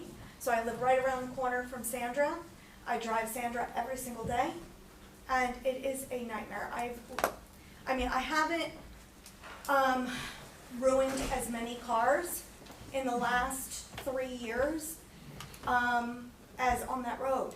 It's really horrendous, and you know, again, somebody mentioned it's a beautiful place to live. It is. And I know you guys are all trying to be fiscally responsible, and I appreciate that. But we also need to have our residents, I don't live on that road. If I lived on that road, I would be PO'd. To have potholes. The road is like cracked, like every 4 feet. I mean, it is ridiculous. I have to drive down it, but they have to live in front of it. And that is unacceptable as an East Amwell Township resident. I do not want my, neighbors to have to ruin cars. My husband has a classic car. He also has a motorcycle. He cannot ride down Sandra Road. that's not okay.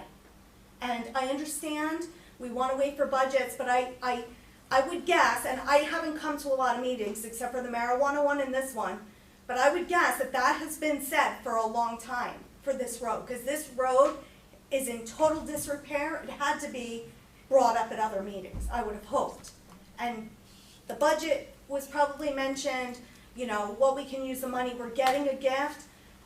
You know, if there's a condition that we can use that 400,000, I don't see why it wouldn't be accepted and voted on at this point.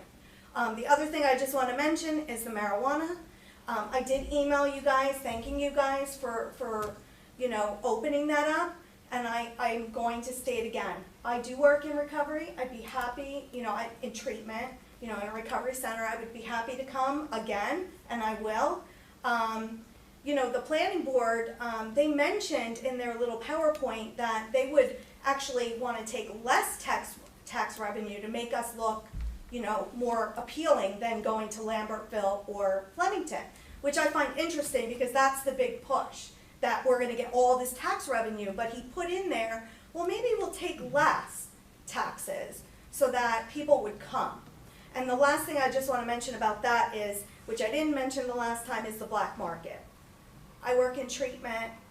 You know, there are people going to go to dispensaries, but the tax is so high, just like cigarettes, there's an underground market, a black market, that we're not even considering, and our police department, our local police department doesn't exist. It's, you know, the state police. That's gonna be a significant, you know, problem for them, I'm sure. So I would welcome, you know, law enforcement to weigh in on that as well. So thank you guys very much.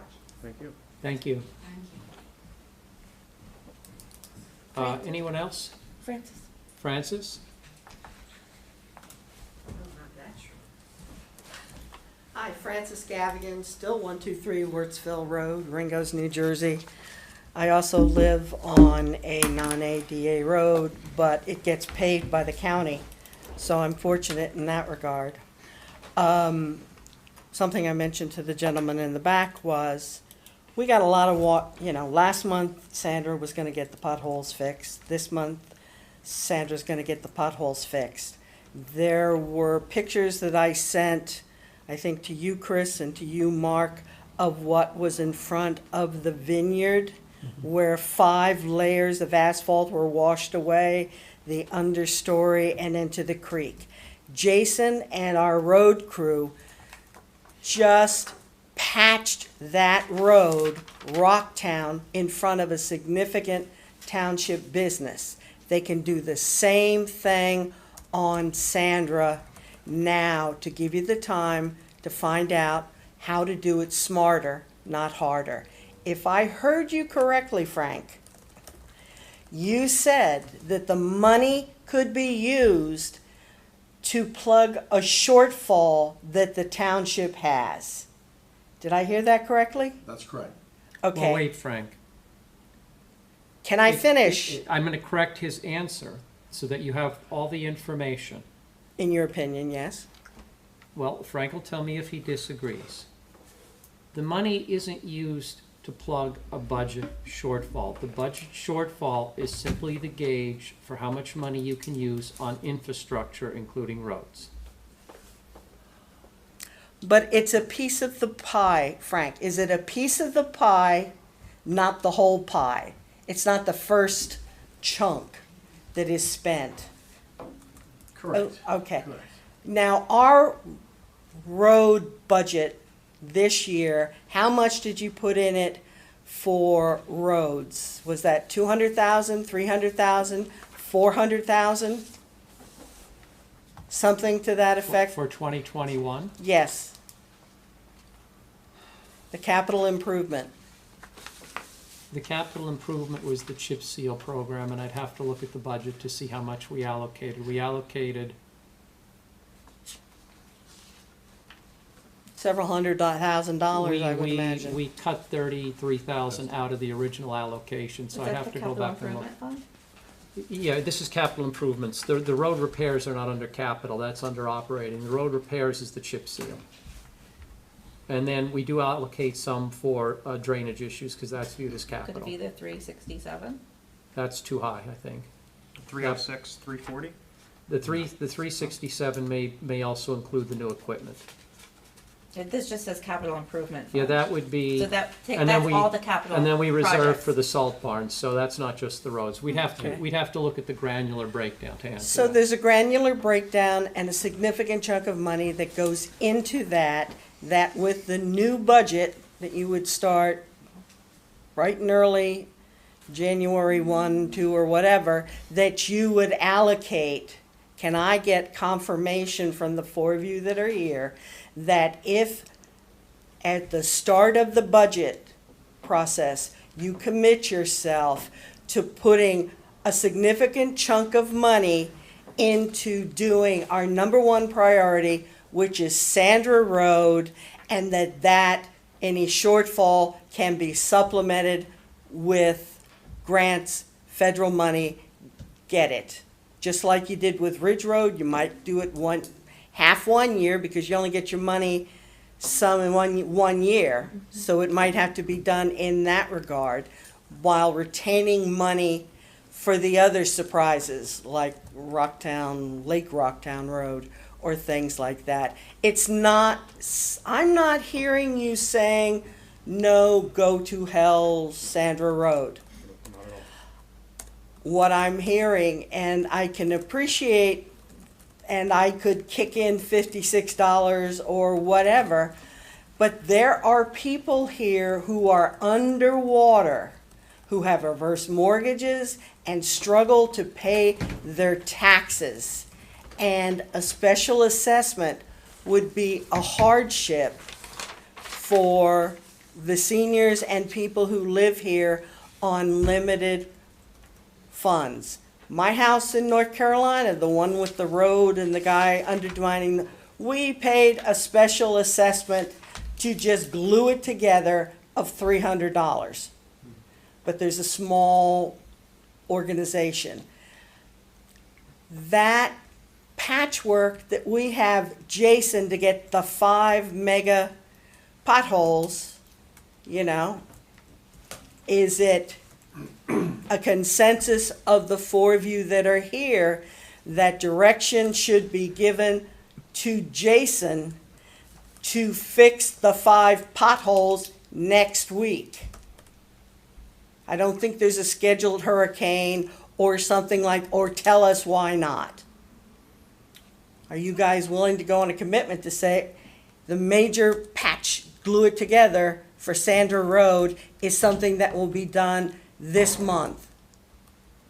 Francis, we're not going to commit Jason. We'll let Jason decide what needs to be done. Jason understands that there are potholes there. Jason also understands that there was significant damage done to roads by Ida that needs to be rectified, particularly things that need to be rectified so that if we get another storm in the next few weeks, we don't have houses flooding because water's running off of the roads. So I'm going to defer to Jason on the priority. I'm not going to step in front of him and say, Jason, you have to do this because Francis Gavigan wants it done. No, I don't live on Sandra Road. I'm asking questions. I'm trying to get the temperature. What I heard was, are you in favor of fixing Sandra Road as soon as we can responsibly? Raise your hand so these people aren't thinking, you're just leaving us I already told them that earlier, Francis, that it is on Jason's list. He's going to get to it as soon as possible. Okay, whatever with it. But you brought up the topic of what if we get another training storm? We had Ida and we had the storm a week before that took out one of our residents adjacent to the bridge by the ridge, took out our whole driveway, 40 feet of it. You've seen those pictures. It's glued together. That was a special assessment that she's dealing with. We can't put all our eggs in a basket when there are a lot of undetermined things. And it's, I can respect your desire to be able to go and say to the people in the back from Sandra Road, I got your road fixed. It's not a fire hydrant. We don't need to mark it, but we do need to do it. And I'm hearing that it's going to get done and that there can be patches in the interim. I'll leave that at that, and you can have the partial money you have in a reserve for the next IDA or thing like that.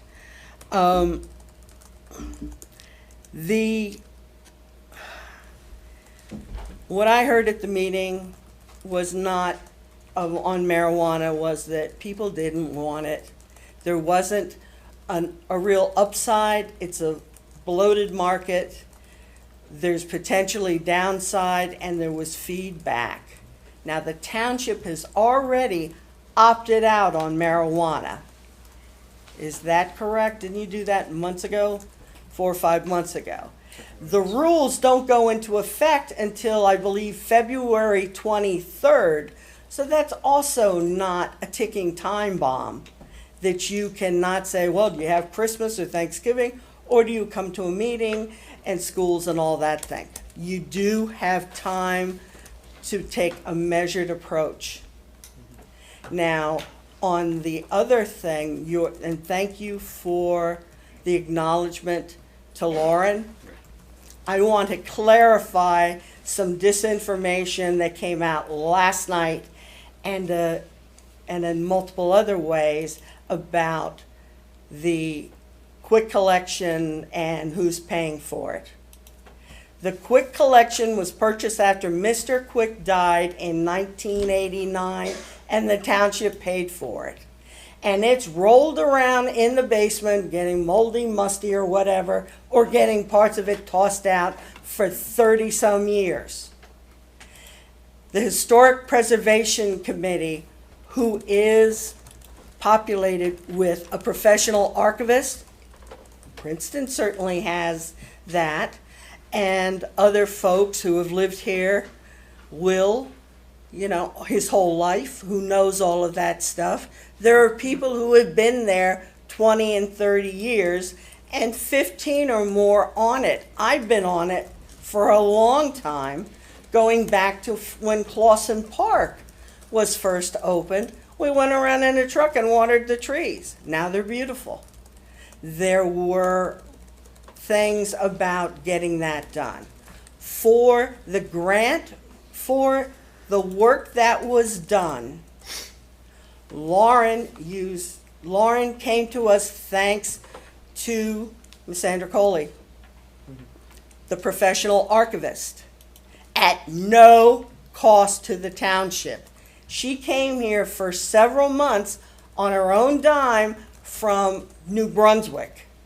Students are not known for having deep pockets. It was good for her career. It was good, credit maybe for that, for her to be working under the auspices of Ms. Sandra Coley. The money, I did come here and say, hey, look, township, you've got something that's been here 30-some years, and can you kick in something so that we can say thank you or cover her expenses? Never heard anything. The members of the Historic Preservation Committee took money out of their own wallets and put it down to give her as a gift to cover her gas money.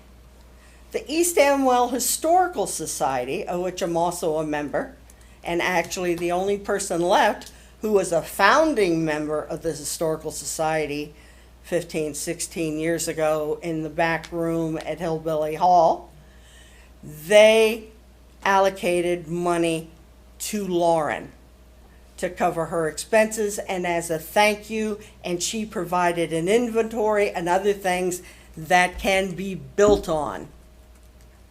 So it is easy to dismiss people or minimize what you perceive as their contribution, but that's just an opinion, just like there's other things that everybody has one. And I wanted to set the record straight on that. East Amwell didn't pay a dime. The work that has been done with the quick collection and the other acquisitions that are ongoing is being done by a nonprofit volunteer organization that are trying to deal with COVID in as meaningful fashion as they can, but they recognized it.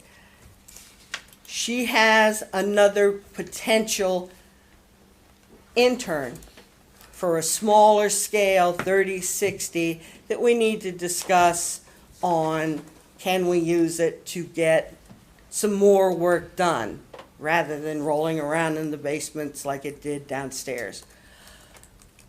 We can get things done if we play nice in the sandbox.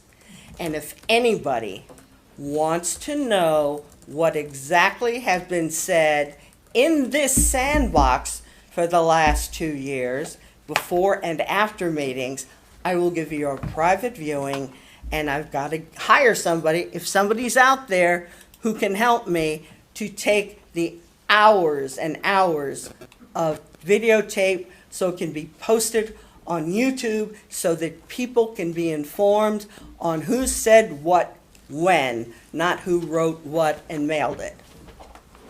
That's it. You're gonna get your road, Sandra Road, although they left. Anyone else from the public?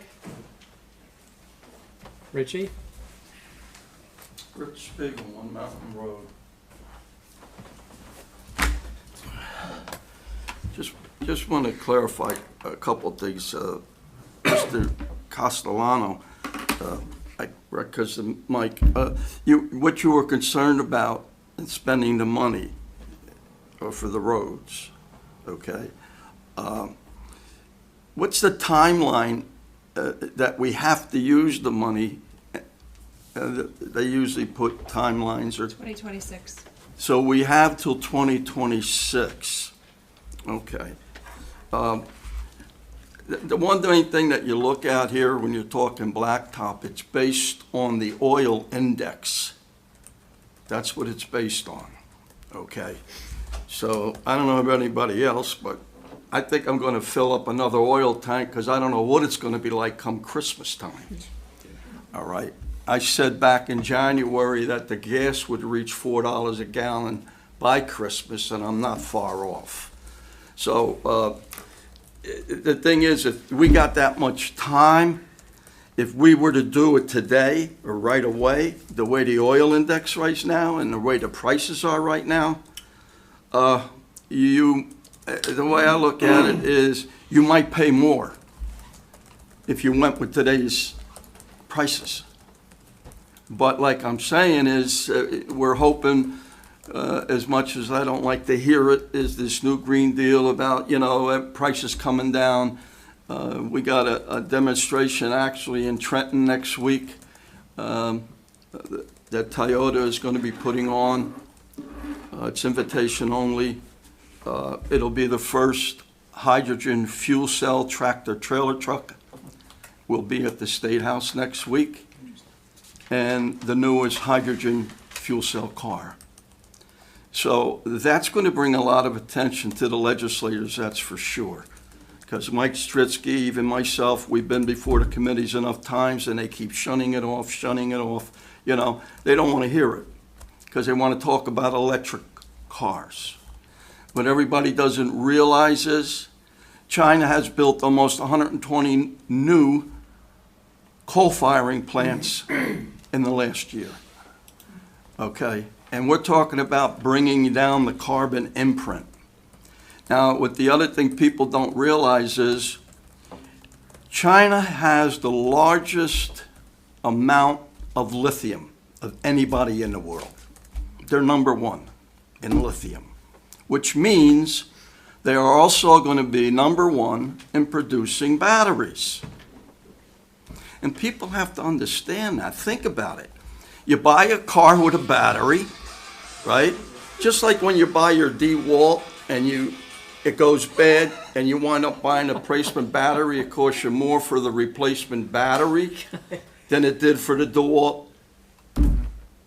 equipment. So that's a lot of issues that we got to look forward to. But if it brings, they already put one. An energy electric station on Stelton Road in Piscataway. at one of the schools. It's one of the first. The other issue is that, if you all notice, Wawa was one of the first ones in Flemington that had a charging station for the batteries. Any gas station being built from now on has to put one in the new construction.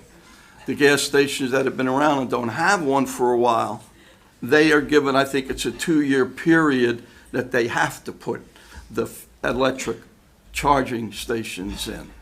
So if we look to the future, maybe the prices will come down. And, you know, like I say, if we have that much time to spend to use the money, I have to agree with that myself. That's my opinion, okay? So I do support what you were saying. The other thing is that on the cannabis, I don't know if anybody's been paying attention to the governor who appointed the Cannabis Commission. Everybody knows about that, I guess, the Cannabis Commission. All right, those meetings, the calendar has been made up. The last meeting as we speak, because I have talked to them, the last meeting as we're speaking right now is February of 2023. Now, the reason for that is that's when the law becomes law. The governor signed the bill on February 21st of 2021. It's a year before it becomes law. So that means February 23rd of 2022, it becomes law. But here's the problem. I talked with one of the representatives with the commission and asked them these precise questions, okay? Can the calendar be extended after February 2023? If the governor feels that all the things that he was, let's say, well, he didn't like the one about the children not being able to tell the parents when they violate this if they're underage. That was just one. But that was one of the reasons why he formed the commission. He wanted this bill to be looked over with a fine-tooth comb. Now, at the last meeting, I didn't see this month, so I don't know if it's up yet. But there's Zoom meetings. I don't know, has anybody Zoomed into the meetings? And you got 3 minutes. You can sign in and Zoom into the meeting by 12 o'clock, actually the same day, I think, if I remember that correctly. Most of the committee meetings in Trenton, it's by 12 o'clock the day before. But with the Cannabis Commission, you can sign in, I think it's by 12 o'clock. Now, you got 3 minutes to speak, so therefore you can participate, ask questions, or you can just go in and listen to what they say. I think I heard some people mention that, and that was the August meeting, because I did watch that one all the way through, is when, actually in the August meeting, what they did was they discussed the permits. Basically, they okayed to sell permits, but they didn't say we're going to sell permits tomorrow, okay? So and the other thing is, all the minutes of the meetings, the first meeting was in April, so all the minutes of the meeting, you can go on and you can read the minutes of the meeting. God knows, I mean, the meetings go for a long time, so I don't know how many pages they're going to be. But I will say this, if you want to, you got, I don't know if I missed, like I say, this month's meeting yet, because sometimes they postpone them and put them at the end of the year, the month. They did that with the August one. That was supposed to be the 8th, I think, and they went down to the bottom. So I think before you, I think just like Chris said, if you want to have all these, meetings with the public, there's no problem in it, and I agree that. But the problem is, the bill could be changed until the governor's happy with the commission's reports. So as we go along with the remaining meetings, whatever the commission comes back and says to the governor with that, those changes will go into the bill. So as you read the bill right now, my point is wording and new paragraphs could be put in. Some can be taken out. That's usually how when you read the bills, you'll see that. And new paragraphs, straight black lines under them, that's all new paragraph. Taken out, it's bracketed, that's coming out. So, you know, you all know that. As far as that, like I say, the cannabis thing, when you say there's not going to be no traffic, well, I have to disagree with that one. We got 565 municipalities in the state of New Jersey. We used to have 566 until Princeton decided to go to one town, so now it's 565. And right now, I think it's 421 municipalities have put on the books, there will be no marijuana sold in my town. So now where do you think all them people are going to go to buy their marijuana? Unless you're going to put toll booths up on our roads coming into this area, that's the way I'm looking at it, and that's my opinion. Because if you look at the towns that say no marijuana in our town, you are going to get a bunch of people that you are not going to want around here. So I'll just let you know that one too. I mean, so it's not where people should be thinking just because 60% was on the question and voted for it.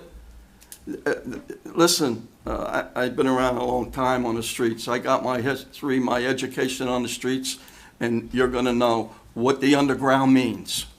And actually, there is a website, I think I heard somebody mention, there is a website that you can go on right now and Google black market marijuana. If you want to open your eyes, my daughter lives in Las Vegas. And I'll tell you exactly what she's been telling me. Dad, she works for the MGM casinos.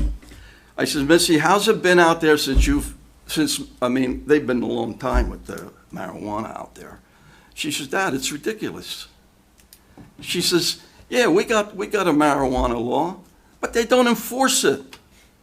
You can walk down any street, any boulevard in Las Vegas, you can smell it, the person standing next to you waiting for a traffic light. They don't enforce it. And not only that, she says there's these selling places, just about every place you can look at on the corner, wherever you go. So I asked her, I said, Missy, what about the hotels? I mean, don't when the maids go change the linen in the rooms the next morning? She says, Dad, of course they smell it. It's all over the place. Not supposed to smell it in casinos either. Public places, casinos. And now, if you look at the marijuana website, I've looked. I mean, let's face it, they make candy, they make cookies, they make whatever you can think of. And now they just come out with a drink. Now, I have never smoked in my life. My dad smoked, so I don't want you to think I'm prejudiced against smoking. Everybody do their own thing. But I will say this. When you're making candy and selling cookies and making drinks, no. When you think you're not going to get traffic, that's hard to believe when you got over 400 municipalities saying, no in my town. Where are they going to go then? Where are they going to go to buy it? I mean, go to Nevada. I don't care. Go to Colorado. All counties in Colorado say it's okay. So just to give you that opinion on that. And but if there's a few meetings left. If anybody goes in and watches them, just go to the Cannabis Commission calendar. Tell you how to get in, watch it, make comments on that. But so the other thing about the roads. The money coming from roads. Congressman Malinowski just got approved, and the list is on the website, money for their towns, okay? What I don't understand is, how come East Amwell's not on that list? It's right on the website. We're not on the list. And it's a big, it's in the millions. I know Clinton was on the list. I think Branchburg was on the list. But the money he just got for the towns was, I guess his website I stumbled onto, that he's letting everybody know what he did for them. And what amazed me with such the close ties we're supposed to have, that how come he didn't consider East Amwell? He lives here. So that's another issue I have a problem with. So those just to cover some of the things we talked about. But then I will finish tonight with just a few fast questions. Mainly because I should have asked them a long time ago, but a lot of people have been asking me, okay? So actually, I am concerned about, when you become an attorney, you take an oath of office to be an attorney, am I correct? Yeah. You know, Yeah. Well, the rules of professional conduct, because you leave the house, they don't stay home, I don't think. The rules of professional conduct for attorneys go with you wherever you go. Am I correct? I don't see a third head nodding there. Are they correct? You always say you're a lawyer. Rules of professional conduct. They don't stay at home. You wear them, basically. They go wherever you go. The rules of professional conduct, attorney rules. Am I correct? You feel free to continue with your discussion, Richie. Yeah. Okay, I will. Over the past, since you've been here,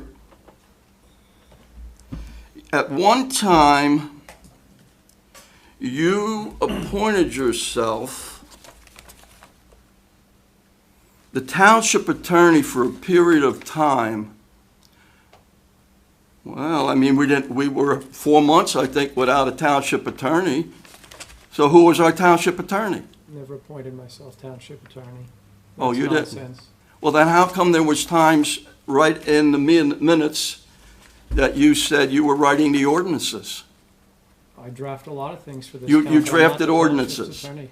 Then I'm right there, right? At least I'm 1 for 1. I drafted a lot of things. You drafted ordinances, I'm I asking. drafted ordinances. You asked, okay. Have you at any time since you've been here ever used your law firm for East Amwell business? Richie, I'm not going to go through an interrogation with you. Feel free to speak what That's you want an to speak. honest question. I think the Nice people, comment. they've been asking me, so I'm asking you, but I think it's a good question. Have you at any time? Feel free to speak. I'll take it Richie. as a yes. I wouldn't take my refusal to respond as a yes, Richie. All right, so time and time again, you keep telling the people you're a lawyer. I heard, and to me, that is, I would say, badgering somebody. I mean, I've heard you say here the way you insulted people going back a few years ago. I know what I'm a lawyer, blah, blah, this and that. Are you a member of the bar of the state of New Jersey? Richie, I'm not. Are you a member of the bar of the state of New Jersey? I'm gonna You don't answer understand the question. I'm not answering your question. So you don't, well, it seems to me that according to the state, you are inactive. Is that correct? Is that correct? I already told you I'm not All answering right. your question. Well, according to I'm the not Bar going through an Association, interrogation. if you are inactive, it's because you don't want to pay dues, so therefore you wouldn't be a member of the bar. Am I missing something here? Well, if you don't want to answer it, that's fine, because I will find out. Because you don't want to answer them, that's good. I like that. Anybody else? You sure? Okay. I had a question on Sandra Road. I don't know if we have time in the rest of the meeting or if I Well, let me should- close to the public. Fair enough. Motion to close? So moved. Second. All in favor? Aye. Okay, but before you talk about Sandra Road, I actually pay New Jersey bar dues, so I'm not stiffing New Jersey, just for the record. The other thing I'd like to comment on, Frances raised the point that she thought that the township committee should allocate some money for the volunteer who did the archival work. If we allocate money for that volunteer, what about the dozens of other volunteers who do work for the township? Yes, that volunteer incurred gas money. Why don't you ask Allison Castellano how much gas money she incurs over the course of the year for this township that she doesn't get reimbursed for? Why don't you talk to a host of our other volunteers who spend gas money, who spend all kinds of their own money on things for the township? Why don't you ask Krista how much of her money she spent for the township? In fact, she even bought, I believe you paid out of your own pocket for one of the TVs we were using during COVID. She paid for that out of her own pocket. So why do we pick this one volunteer to allocate money to and not all the other volunteers who devote time and their own money to East Amwell? So this wasn't a question of the township committee ignoring the request. This was a question of, what do we do? Start paying all of our volunteers? And the volunteers volunteer because they don't expect to get paid. That's what a volunteer is. The definition of volunteer. If you want to get paid, it's a job. If you want to volunteer, you volunteer. And by the way, nobody at this dais takes a salary. We're all entitled to a salary. None of us take a salary. And in fact, we passed an ordinance, I believe earlier this year, an ordinance that I drafted that prohibits anyone on the township committee from taking a salary, so that future generations are not reaching into the pockets of the residents to pay themselves. Because my own view is the people sitting at this dais should be sitting at this dais as volunteers and not to make money, not to reach into the pockets of the residents. So that's my comment on that. Chris, it's all yours. Okay. What I was going to ask, did we get any estimate on just Sandra Road and not the offshoot streets? We did not get an estimate on Sandra Road and not the offshoot streets. I had that discussion with Jason. You get significantly more bang for the buck when you do volume. And to do Sandra Road and leave the offshoots didn't make a lot of sense because the offshoots are as bad as Sandra Road. Okay. So we had this discussion. We talked about alternatives. The projected cost isn't 500 to 600. The projected cost is probably 450 to 500 is what they're projecting for it. Obviously, if we move forward and things went through the roof and the cost came in at 700,000 or 800,000, then we'd have to regroup. But assuming that we can get it done in the range that we're contemplating, we wanted to get Jason and our engineer moving forward with the project. Can I request that, I don't know, if Rick or Krista, if you could ask Jason, I just want to see what Sandra Road on its own would be. I'm just kind of curious to see, what do you think it might end up costing? Because if we could get that, I'm just thinking, you know, at the very least for maybe like 300, you know. I don't think it's going to go to 60%. It may go to 75 or 80%, but we can ask him. I just want to know. I want to get the information. We can ask him. Yeah, that's all I request. That's all I got. Thank you. Okay. Next, we have the approval of the bills for the evening. Did you review those, Tara? I did. Did anybody else? They looked fine to me. Standard. Yep. No outliers. I catch it on the other end. I look at the checks that I'm signing. Yeah, I did too. If they look weird, I don't. Okay, so could I have a motion to approve the bills of the evening? So moved. Second. Krista? Mr. Castellano? Yes. Ms. Ramsey? Yes. Mr. Sobieski? Yes. And Mr. Wolf? Yes. There was some correspondence. Could I have a motion to approve the correspondence? You have to do the approval of the administrative report. Oh, Yeah.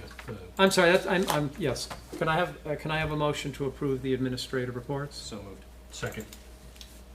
And we haven't gotten anything from the state police in a couple months, so Okay. I'm assuming it's because of the storm, or I don't know. But Or they FYI. just don't really care about us, but, Inefficiency. all in favor? Aye. Okay. Could I have a motion to adjourn? Oh, one other thing before we adjourn. Under the correspondence, D&E, those NJDOT traffic regulation orders are actually good news. They are what I believe is the final approval to allow on-street parking in front of the post office. Jason said the way he read it is that they weren't approving it, but No, I sent it to Bill Burr. They are that's approving what I it. thought. Okay. They do it backwards. Rather than telling you where you can park, it has a long list of where you can't park. Right, because I had to send the stamped resolution and then he sent me the approval, so. Right, but we are now waiting for labor to actually come out and change the signs to let you park there. Okay. Hopefully that'll get done before I retire, but I'm not gonna count on it, how quickly they move. But that's what D&E are, they're actually good news. So can I have a motion to adjourn? So moved. Second. All in favor? Aye. Okay. Guess you two won't be back for a while, right?